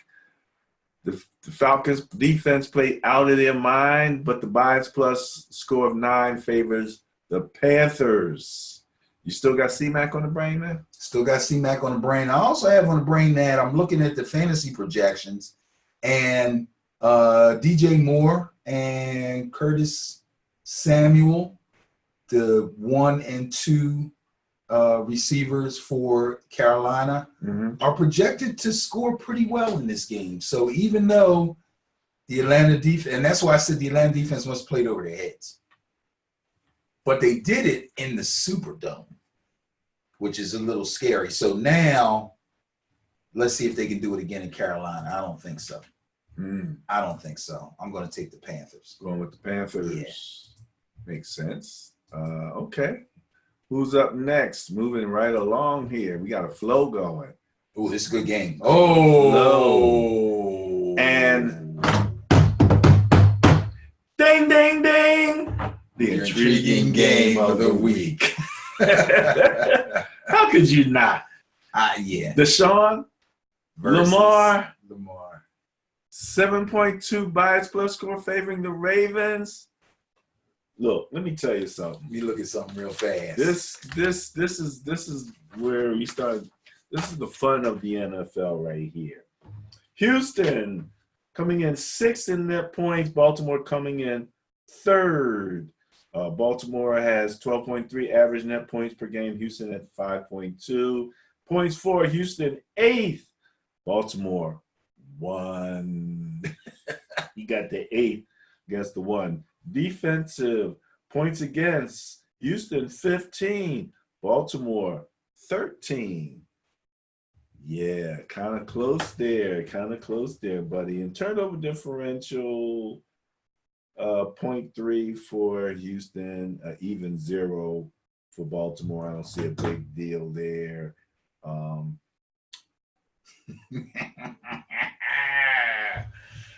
I said I wasn't going to scribble nothing out, didn't I? Oh, no. I'm still not. I picked the Ravens. I'm going to stick with it. Mainly because they're home and mainly because Lamar just has a force field around him or something. The funny thing is, though, and I didn't even consider this, and that's why I probably picked these games way too fast. I should probably study them a little bit more. But I'm so good at this that I just take for granted that I'm going to be right. I'm very humble. I'm still very humble from last week. Now, that being said, Houston's biggest weakness on defense is their secondary, not their run defense. So this may be a game where they decide that they're going to make Lamar beat them with the pass. Now, the only way you can really, as a defense, load the box, stop the run, and force the quarterback to beat you with the pass is if you're actually scoring points yourself. That helps a whole lot. And I haven't seen anything really sterling about the Ravens secondary. Mm. Deshaun's throwing the ball really well. Will Fuller, his speed guy, is coming back. He's practiced. He didn't practice yesterday, but he practiced today. Yeah, I think he had limited practice yesterday, full practice today. They've been missing him. Can I mention real quick? Yes. In terms of defense, yardage, Texans are third. Ravens Gaining yardage or giving up? giving yardage? up. In other words, they're not giving up a lot of yardage on the ground. Right. Right. But through the air. But well, first of all, let me just finish saying that the Ravens, I keep wanting to say the Vikings, are 1, 2, 3, 4, 5, 6, 7 in 8th place. So they're a little behind them, and they're giving up a little more yardage. Not a whole bunch more. We're talking about on the ground now. We're talking about rushing, right? Passing wise, let's see here. Now we have to start going down a little bit. Yeah. On, as a matter of fact, Or for both of for them. both of them. Yeah, Exactly. in terms of yardage. So if it turns into a passing contest, this is basically what I'm saying. If it turns into a passing contest, you got to kind of look at the Texans. But the guy said, Deshaun is the more seasoned they said passer. Deshaun got hit in his eye. But the guy in that one play where he got kicked, kicked in his eye. The guy said he literally put his eye back in the socket and then threw a touchdown. I was like, I know there's a whole bunch of because yeah, he gets kicked in the eye, and it looked like his helmet went down over top of it, and he was like, he pushed his helmet out and he did like this.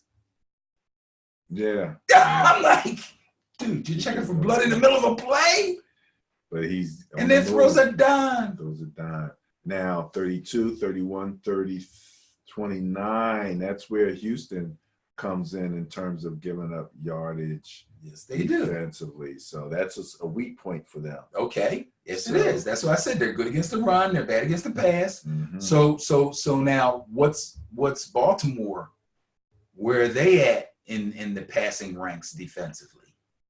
Oh, they're right in the middle of the pack. In the middle of the pack? Yeah. Okay. 2, 1, 0, 9, 8, 7, 6, 5, 4, 3, 2, 1. They're like 19th. That might be just enough to hold Deshaun off. Just enough, man. Just enough. I said I'm not going to scribble nothing out. I'm not going to second guess myself. I'm not going to do it, but I have reservations on this one. That's why it's an this is your intriguing game. It is. It really is. You picked a real good I've one. been doing some good, intriguing game picks, I believe. That's a good one. I Don't won't make be so bad disappointed that if Houston I keep wins. picking these intriguing games and the bias loses on that game. Like, I'm not jinxing the bias here. But yeah, that should be a good one. And you're going with Baltimore. I got you. Baltimore. All right.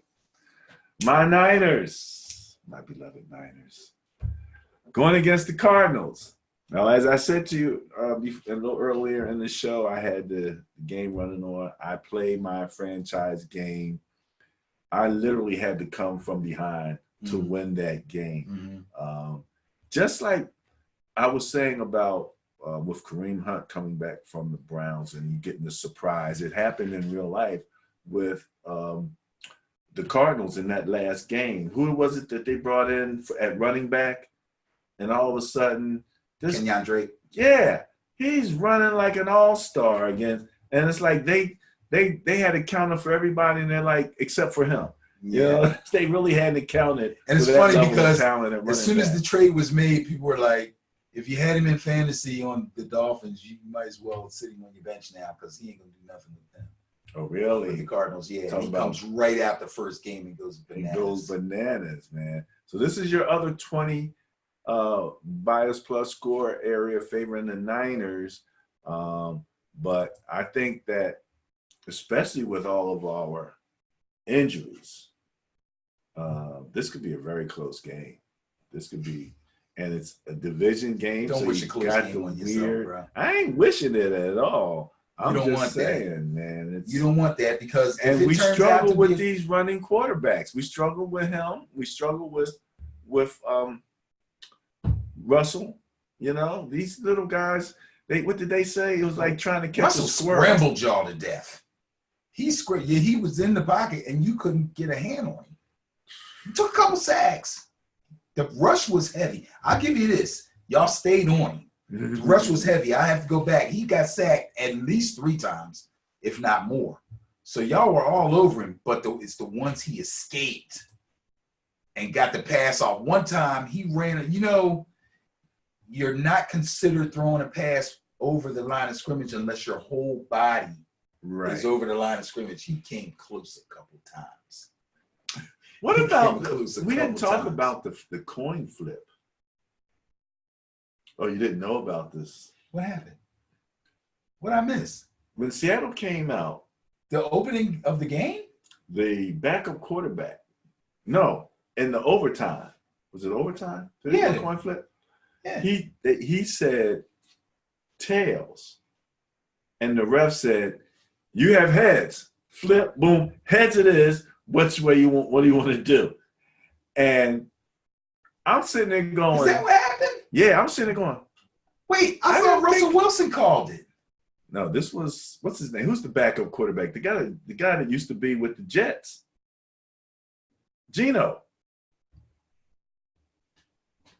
Gino called it. He's the backup for. Russell. Why is he out for the coin toss? Don't know. I gotta go. But back he and look at was. that. He even tweeted afterwards, okay? Right. He tweeted, hails. And as a matter of fact, our friend, shout out to Ron Diggs, sent me the link where Okay. this is all hitting the news a little bit now, all of a sudden. Oh, wow. Because I thought I heard him say tails. Now, the ball wound up going back and forth in overtime anyway. So, it's not like they got the ball, drove down, scored, and won the right. I game. gotta go back and look at But that. yeah, and I watched was that the Steelers the last time that happened? Where you had Bettis, right? He said one thing, and the guy was like, yeah. He's like, well, I said, yeah. Yeah. And I'm sure Gino would have said the same thing How had come he lost. they can't throw the challenge flag on that? I don't know. Look It's at a guy they can go right to look the at camera the and look at it. operations. Yeah. Ref, You know? you said so and so. Go look at yourself. But the Niners didn't challenge it. No, they did. They just let it go. Yes, they did. So there was no challenge. So maybe he could have thrown the flag, but the night because it was loud. I mean, maybe the they crowd didn't was care going that they crazy. took the ball first. Personally, Had if it the not, way the overtime had it rules not are, been in overtime, I would maybe go along with you a little bit on that. But oh no, I was about to say, being how the overtime rules are now, you definitely want the ball first. yeah. You definitely want the ball first. And the Seahawks made it obvious that they did not want to kick a field goal and give the Niners a chance. They were going for the touchdown, and he threw that interception. So they wanted to end that thing. And I give them credit for that. Like they had their minds made up. Like, oh no, we're not. But then it ended up being a back and forth overtime that's super entertaining. That was a great game, man. I might go home and watch that game again. Bias plus score of 11.4 favoring the Raiders over the Bengals. This is an easy one. Yep, easy one. This is an easy one. Oakland at home in the black hole. Getting their act together. They're showing Gruden much love, man. Yeah, he's every time they win, he circles the stadium and high fives all the fans. Yeah, he's getting all He the said, "Look at love, me, I got man. face paint all over me." He's funny, man. There's some wild folks up in them stadiums. Somebody had a Deadpool costume on. Oh, really? Yeah, because they were all hugging on what you call them, and I heard one of the announcers go, "Is that Deadpool?" Hey, that's Deadpool. He's in the audience. Oh wow. Yeah, they get dressed up big time. Halloween never ends in LA, obviously. Yeah, take the Raiders. In fact, if you're playing fantasy and you have any Raider skill position player on your team, play him. If you got Waller, Tyrell Williams, shoot, play Derek Carr.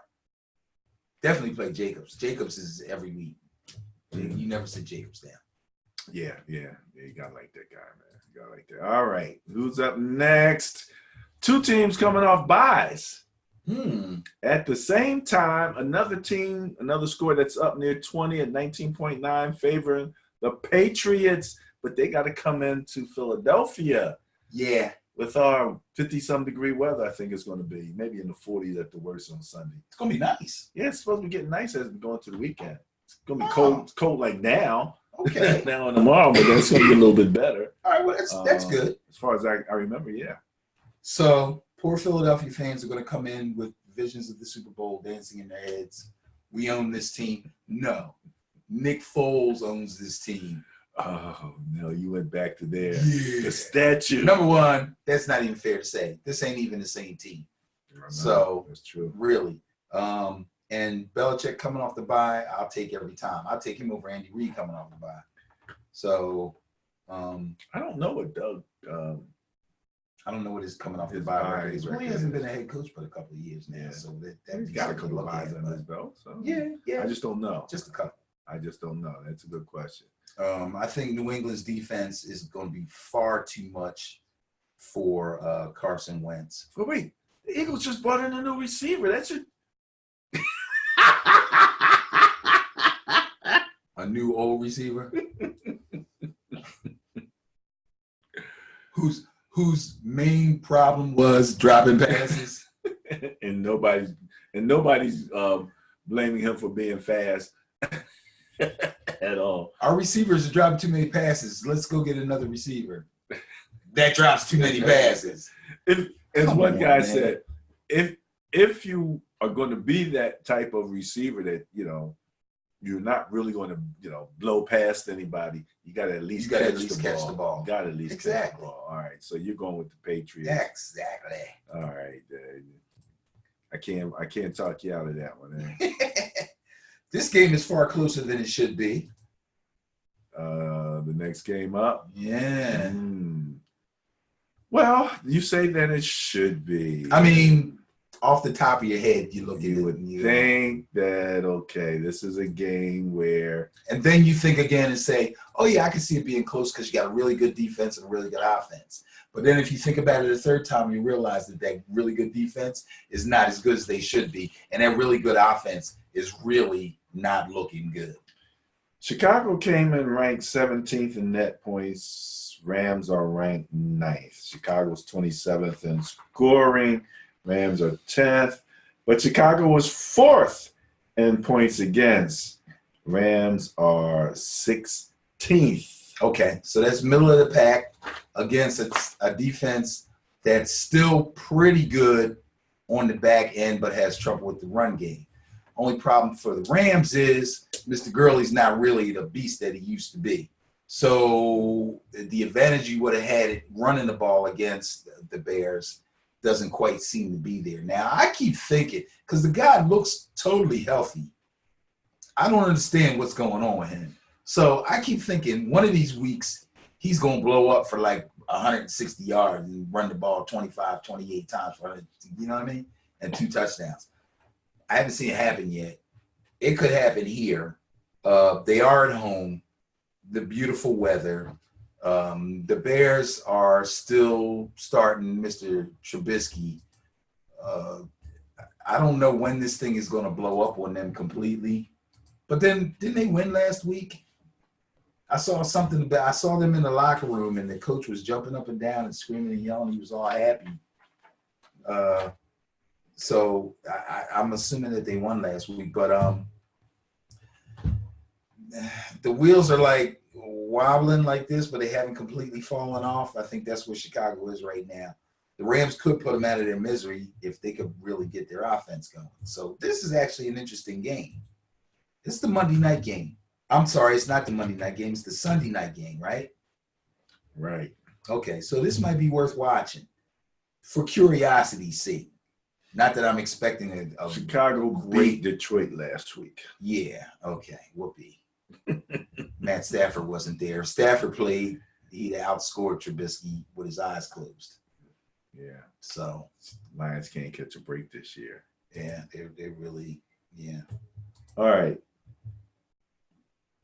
You want the Monday night game? Do you want the Monday night game? I don't. I'm afraid. Do you want the I'm so Chiefs afraid. at the Chargers with a bias plus score of 4. Again, we are the points per game that, net points per game. So it's an average. These are more smaller looking numbers, averaging, but it favors the Chiefs. And again, that fake commitment to the run that the Chargers have, and Mr. What's the quarterback name for Rivers Rivers closing his eyes and tossing that thing, closing his eyes. in crunch time, with three times. I think they had 3 timeouts. That's what it's like, come on, yeah, all of it. I think, as a matter of fact, the game ended, they still had those 3 timeouts. It's like you never, it's like leaving a So it wasn't just shootout with all the bullets still in your gun. So it wasn't just Rivers. We got some coaching stuff going on here too. Absolutely. Okay, so that being said, and them being home, and them hopefully being embarrassed about the way they finished out a game. Hopefully, you hoping that they were embarrassed. Yeah, because I picked them. So hopefully, going against the bias, I'm are going you? against the bias. You still messing If with you the notice- Chargers? What it is I'm picking against the Chiefs. I've been picking against the Chiefs for the last few weeks. Oh. Now people will say, "Oh man, Patrick Mahomes is great. You don't like the Chiefs, man. You're a hater. You're a hater." Shut up. I'm not impressed. I think Mahomes is great. I think Andy Reid is not using his talent properly. He doesn't have. Who's the number 1 receiver in Kansas City? A known passing team with a quarterback who's on high on the MVP list and won it last You year. said in Kansas City? Yes. Who's the number 1 receiver in Kansas City? The Cheetah. Okay. Is there a problem with that? No. Okay, what's your point then? Name another receiver for Kansas City. For Kansas City? Yeah. What's the other guy that's just like the Cheetah? He's nowhere near the second receiver. He comes off the bench. He's fast as the Cheetah, He's though. as fast as, yes. Yeah. Well, actually, Doesn't their catch number, as well, their doesn't number run 2 as is well. probably Kelsey. But he's a tight end, so I'm just talking about Well, wide he's a outs. receiver. Now, when you're saying wide out, that's a whole other Okay, thing. wide out. Well, they what's his name? The guy that they just brought in. Exactly. That's You're asking me about That's names. my You know point. I don't do names. That's You my do point. names. You're the That's fantasy my guy. point. And here's the thing. If you can force feed Tyreek Hill and make sure that Kelsey gets his passes, What's it called? you're going to win a lot of Shady. games. They got Shady. Shady's not even playing. Is he hurt? He Oh, yeah. fumbles too much. Running the ball. That loaf of bread Did they- carry thing. They He's got away really from they him. yanked him. They yanked him. And he's been sitting out like the last 2 games. I don't think he's getting 5 carries a game. They stick him in there, but he's only getting a couple carries here and then they pull him right out. I don't like them as a like team. those guys. I don't like them as a team. They've shown that they can have a fierce pass rush at times, and then at other times it's null and void. Their secondary is trash. They don't really stop the run. They could slow it down, and then all of a sudden somebody breaks one on them. They are far from a complete team. I'm going to continue picking against them until they show me that they can consistently win games and be as impressive as they're supposed to be. They are not who we thought they were. And the Chargers are. No, they're not. They're not either. I didn't say anything bad about the Chargers because I picked them to win. But I tell you what, that funky throwing motion that Rivers has, I used to try to ignore it, but they showed a couple of close-ups that looks like the ball's coming out of his hand funny. It's just like a shot put. How can he be accurate like that? He's been It's the doing weirdest it thing. so long. So that it's long. hard to Since college. to Pop quiz, where'd you go to college? I don't. I know you don't know. NC Where? State. Did he? I forgot what I was going to say. We talking about the throwing motion and Oh, yeah. accuracy. I'm starting to wonder if he's hanging around. You know he has like 12 kids. Yeah, I know. Yeah, he's real. Prolific. Yeah. Yeah. That's one one way to put it. All right. So anyway, that's where we're at. Well, that wraps up the Bias Plus report for the upcoming weekend.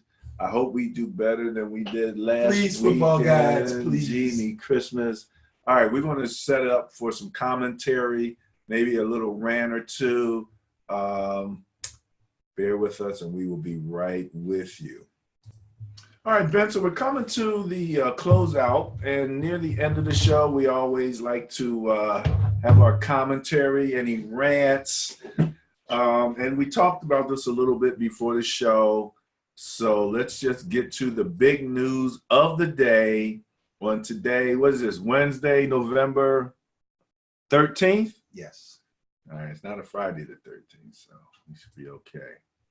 All right, here we go. Kaepernick.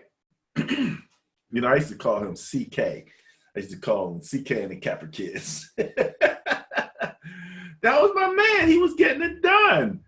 And we all know what happened. All right. But let me say this much. First of all, let's just say what happened. Obviously, he's been called upon by the NFL for a workout that is supposed to provide information for all 32 teams, or an invitation for all 32 teams to look at them. Some will be there, some will get video. It's a really weird scenario here.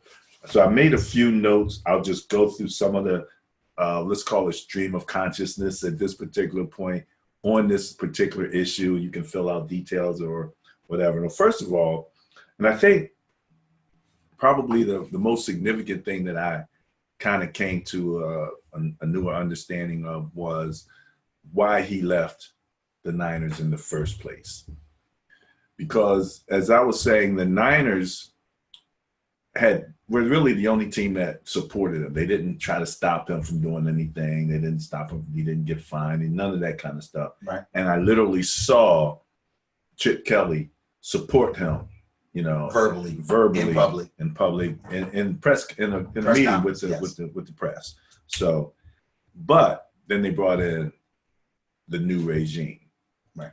And he was told, according to reports, that they were going to cut him because they didn't feel like he fit the system. They were going in another direction. That's what they like to say. Well, they can say that, but yeah.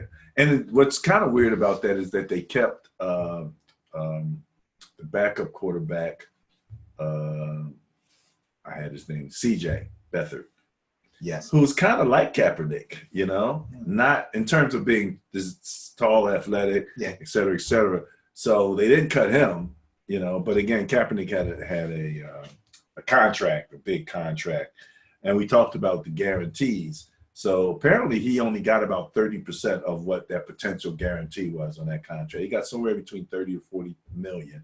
It was $100+ million contract. Right. So he did get money. He was advised by the league of this workout. Apparently there was some question about him trying to extend it by 1 week, and they refused. So they would not give him any extension. He supposedly is working out, and he's supposedly ready, and, you know, et cetera, et cetera. There's been some mention that potentially it could be Jay-Z working in the background of the NFL. And giving him this opportunity. Yeah. You know, he supported Cap from the get. Right. Now, when he came into the NFL and he had his interview talking about Jay-Z, and he said, okay, you know, we've done the knee thing, you know, but there's so much more that needs to be done.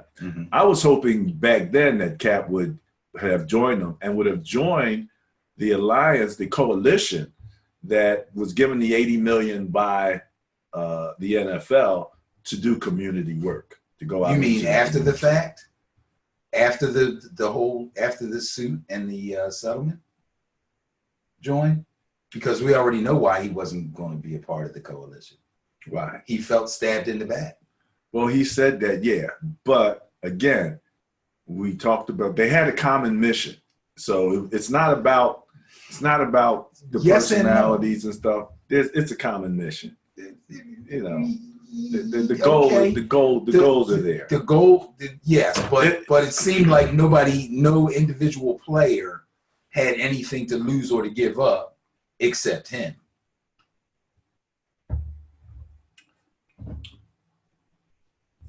felt stabbed in the back versus an opportunity to come and work with a sympathetic group and maybe show that you were ready to get back into the flow? That was my question. Okay. Part of that was he had to say that he would not kneel anymore, and he wasn't willing to say that. Well, I don't know if he's willing to say that now either. We're gonna find So that we're going out. to find that out. Yes, That's right. because apparently there's going to be an interview It's before going to the be just like the physical combine. workout. It's going to be just like, as far as I know, it's going to be as close to the rookie combine as possible as far as drills, interviews, and such. But I got something to say about that too. The other thing that I wanted to mention is that let's remember that when they asked the White House, he was like, yeah, I think he should come and try to play if he's good, if he can. Right. He got threw like a challenge out at him. Yeah. I didn't hear anything After you come called him up. a son of a bitch. Right. I didn't hear anything come back from Colin. Colin's been pretty quiet about all of this. I don't think Colin's actually even said anything, even with this new report at this particular point. It's all his representatives that are speaking for him. So that being said, you got this scenario where, again, you have Colin Kaepernick coming in right after Veterans Day. So all of that patriotism and all of that kind of stuff, which was part of the whole conundrum with him in the first place. But apparently there are some teams now that are saying that they're going to be there. There's some interest that. When did you hear that? Today. This afternoon? Yeah. Okay. Yeah. And then also in the media, They're going to talking send about- representatives. Right. Because they got to prepare for games. So obviously, head coach and stuff ain't coming. But some teams that were mentioned that were possibilities that he would fit in. And it's very interesting in the age of Lamar and the new quarterbacks who can run type thing that, here's a guy who was at the forefront of a lot of that. Mm-hmm. Ravens, Cowboys, Cardinals, Bills, and Bears. This is all speculation by the press. Speculation by the press. Okay. So, long story short, the big question is, what about the kneeling? Is he ready to get beyond that and simply work toward the goals? I mean, the kneeling was nice. It's a great symbol. It was great for symbolism. It brought the needed attention. That was done. Now there's real work.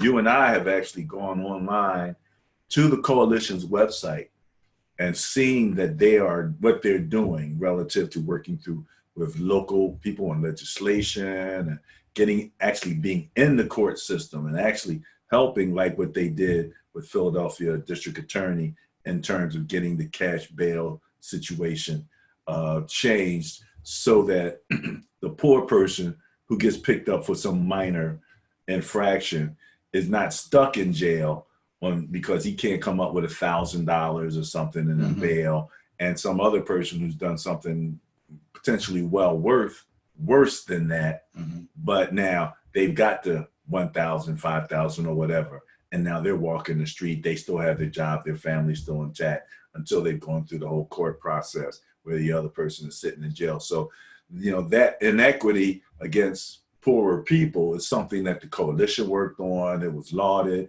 And these are the types of things that they're actually doing. That's the actual work of leveling the playing field and helping people in these legal situations. So I was hoping that, when you're looking at what they're actually doing, and Kaepernick was saying, we're going in the same direction, let's put everything aside.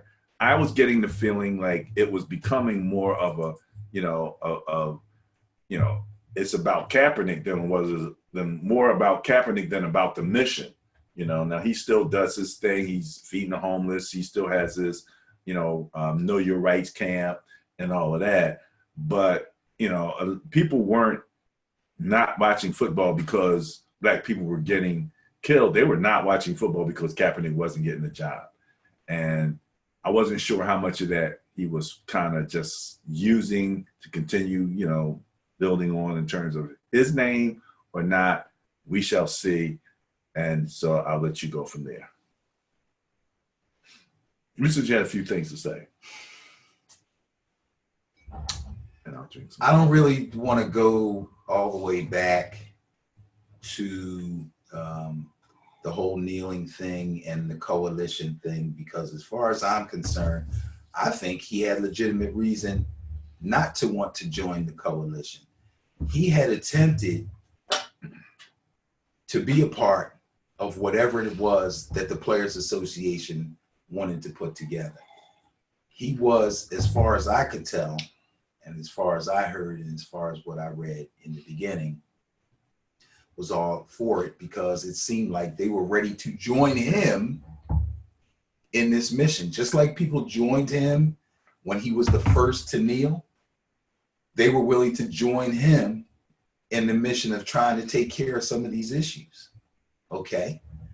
But then it seemed that the players coalition, I don't want to call it the Players Association, everybody's in the Players Association, I think it's but this coalition thing is something else, was beginning to gravitate toward the owners and what I will assume was their decision to do in order to get the kind of money that they thought they needed to make the changes and to do the proper things. Unfortunately, the owner said, if he's going to be a part of this, he has to say and do some things. So the fact that he decided, no, I'm not going to do that. If they're going to give money, they're going to give money because it's the right thing to do. Not to shut me up. That's not right. So he stayed separate, and Eric Reed stayed separate. And guess what? The coalition still got money. They didn't need them. So now, if you think that it makes him look better, believe me, I would hope that sometime in the future, if in fact he does get back in the NFL and becomes a player, that he will rejoin the Players Association and pay his dues and be a part of the coalition. And start, well, the Players Association is one thing. That's the union. That's the union, right? So yeah, I want to separate this. You're right. But so if he's a player, he's going to be in the Players Union, but be part of the coalition and maybe be a driving force in some specific things that he might have in mind. I'm sure that he's got a lot of things to talk to those other players about as far as how much money, where the money should go and things like that. But that's going to have to wait until we see if he gets a job. Now, let's talk about this. First of all, I was up late last night. I think when I heard about this, it was the breaking news. So it was like 10 or 11 o'clock last night. It could have been out before that and I missed it. I don't know. But it sure did seem like breaking news the way the person said it. I immediately shot you a text. Right. I get up this morning and they're talking about, number one, his people and the NFL. And when we say the NFL, we mean like the whole NFL. We don't know if we're talking about Goodell. It's like saying the White House. You know what I mean?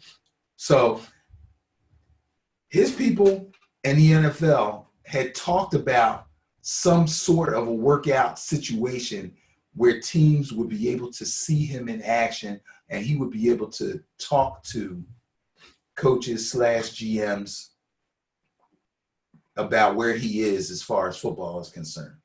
His preparation, his physical ability. Which he kind of did with Seattle. He talked to them. He didn't work out for them, though. Right.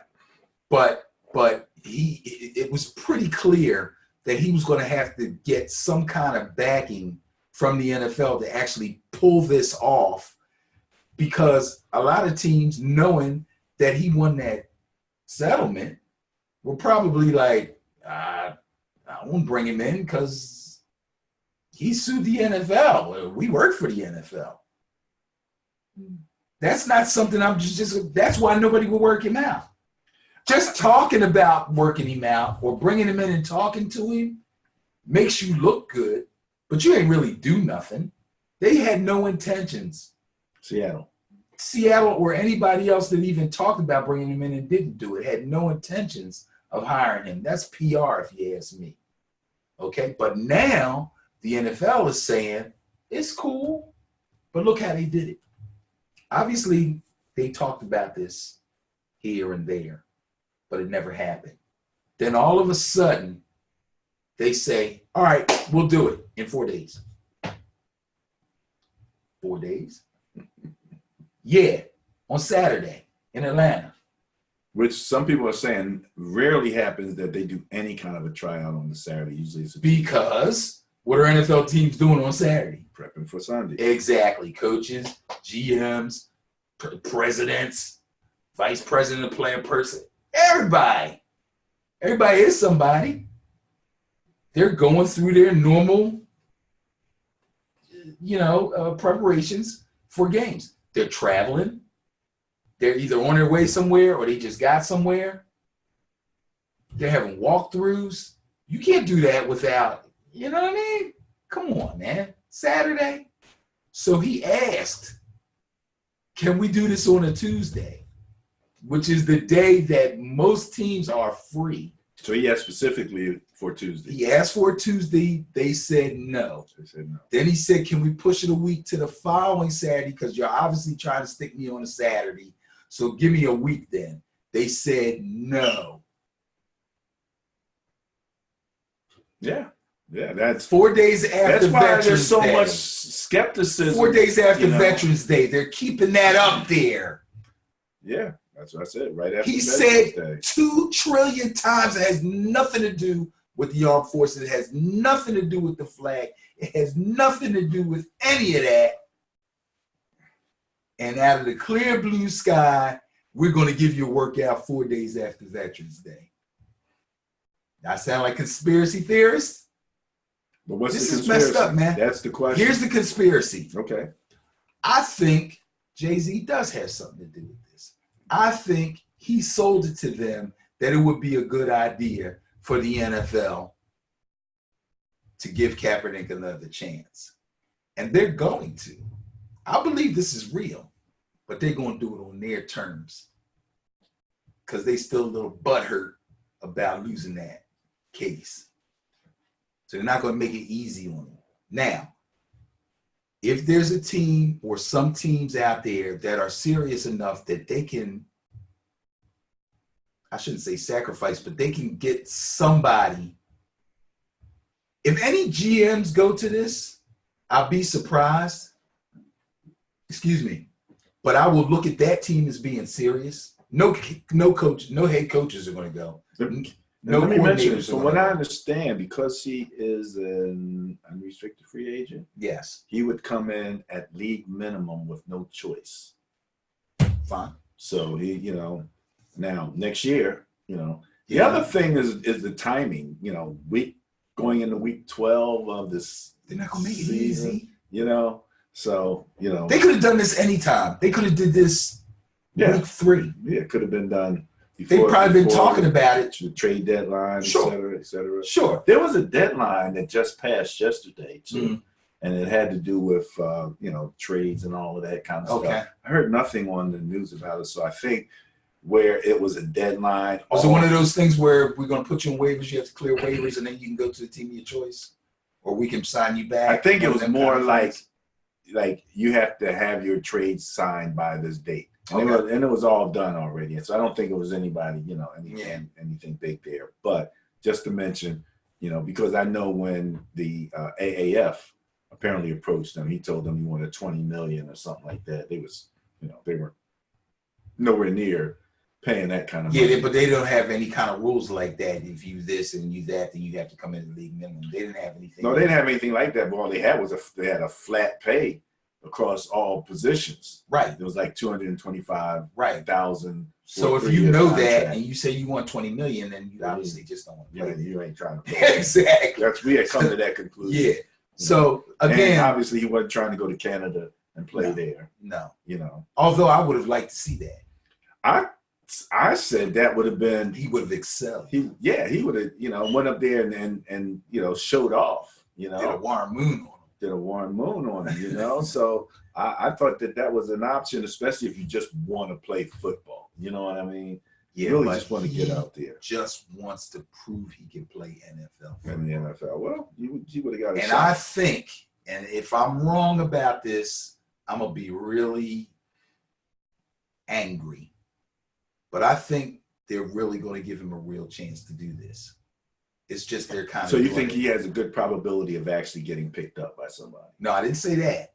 I'm saying this is a legitimate. Some people are saying this is all a farce. But I think this is a real opportunity. It's just they're doing it kind of funny. They're doing it so that there's no easy road. It's I understand that, but what you're saying because is that you don't think he's going to get picked up by anybody. Though. No, I'm not saying that. Or you're not saying that. No. So you do think he'll get picked up. So you're asking me that question now because that wasn't part of what I was talking about.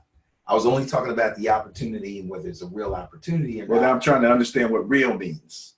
Does real mean that there's like it's not fake? They're not saying we're going to give you a workout, but we're not going to make it possible for anybody to actually come in and watch you and interview you, which means nobody's going to take you because they haven't had an opportunity. Oh, no, because they're in a position in their season where they can't said something do it. about film would be, Film would be distributed and all but that. that's the work. There was, but the interviews are supposed to be one-on-one, and then invites people to be able to come in and be there live. Right, but they did that on a Saturday on purpose because they knew it would be difficult for teams to send people there. But if teams are serious, they will find someone that they trust in their organization to go there and watch him with their eyes. He's going to have to beat the bias. Yeah, it's a big bias. That's a big bias. But my thing is, I like think the Dolphins overcome. It's going to be interesting to see who actually sends someone there. I will put them as the front runners for the teams who are really interested. Also, here's the other thing. He could say no if somebody offers him a contract. You know he don't want to be no backup. That's going to cross a couple teams off the list. 3 years out, nobody's really bringing him in to start either. Especially, well, the only way he would be coming in to start is if you're in a situation like with all of these teams with injured starters. That's why it's the perfect time for him. That's the part about this that's perfect for him. You got all these backups starting. You're the backup. And teams are trying to decide, are we going to go ahead with this guy, let this guy go, and then draft a quarterback early next year?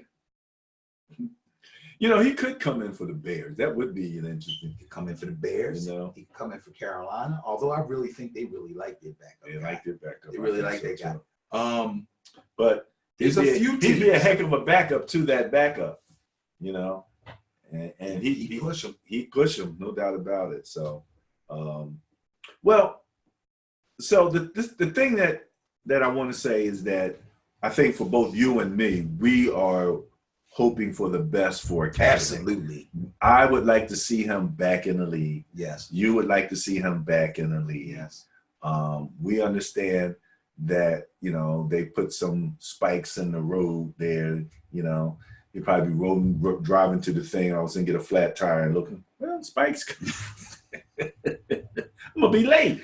But, you know, well, I'm you know, somewhat skeptical, somewhat cynical, but we understand that the NFL reflects overall America. It's going to be in Atlanta, and even the Falcons are on the road. They're in Carolina. So they're going to be indoors and have a nice dome where he can come he'll toss that ball, maybe come in and put that thing about 70 yards downfield, and everybody go, I forgot he could throw like that. You know, because he had, you know, you go back to college where he was, you know, he came in and just broke records running and throwing the ball and all the things that he could do. So, you know, and it would be funny if he wound up somehow connected with the other Harbaugh brother. That would be hilarious. add another log on the fire. Again, one of the few teams that, you know, with a running quarterback has backup quarterbacks who can run also, run that same system. So yeah, he doesn't want to get entangled in that mess, though. But I'm sure he could beat out RG3 for backup. That's what I'm saying. It's RG3 and McSorley, you know? So, McSorley won't see the light of day for a while. A long while. Oh, if Lamar playing the way he is, but he won't see the light of day with that team. If for some reason Lamar goes down and now you're dependent on RG3, he might see the light of day. Who actually, you see that play he had? he put on some. He bulked up. ORG. Yeah, he looked kind of husky. Look kind of husky, like a halfback. You gonna stop calling him Bobby Griffin? Bobby Griffin. Yeah, I'm gonna give him RG3 back, man. Because ladies and germs. he's humbled himself. He came in with a really big head, had that really good first season, and then just, went to crap. So he's humbled himself. I'm okay with that. Okay. And I think, although he's not a seasoned veteran as far as playing time and starting is concerned, he's done enough to be a decent mentor to Lamar. So Okay. Yeah. Okay. Well, that's our commentary. I don't have anything else as a rant or anything else. Do you have anything else? no, not really. I read something today that was kind of crazy that said somebody should bring in somebody should get Kaepernick and AB. I forget what team it was. They should get them both. I'm like, stop, please stop. Let's go quickly through our social media. We already spent pretty good time at the Sterling Net Point Power Rankings. Again, my intriguing game of the day, Houston against Baltimore. I will be putting out a blog on Sterling Net Point Power Rankings, www.sterlingnppr.com. Ben and Barry on Football is also on Facebook. Ben, there's a nice article there questioning the curse. The Madden curse. Yes. You That's know what the curse. You know you're serious when you got a curse going for you, man. Yeah. Sports Illustrated, Madden. Yeah, right. I wonder if you're like on both covers at the same time, man. Could be disastrous. It could be disastrous. We are also on Twitter at B&B on Football. Join us. We're following a lot of great people, and actually 2 or 3 of them are following back, and that's about all. Anyway, B&BOF, Ben and Barry on Football, is on Instagram. Lamar Jackson pitching the ball to RG3. I mean, what a concept, And then you don't know if he's just going to pull up and throw the ball because he's a quarterback. He can do all of that kind of stuff. That's the setup. That's the setup. It's absolutely. Give him something to put on film and worry about. Anyway, absolutely. So that's Instagram. And if you go to www.benandbarryonfootball, you'll wind up at YouTube, at our YouTube page where all the videos go up.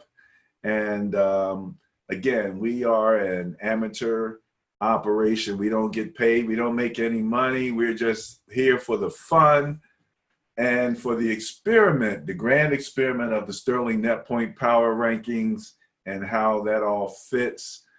And that's about it. Yes, we're not just sitting around shooting breeze. We got numbers behind us too. We got just real like numbers. everybody else. That's and right. they're real numbers and they're our numbers. They're actually his numbers.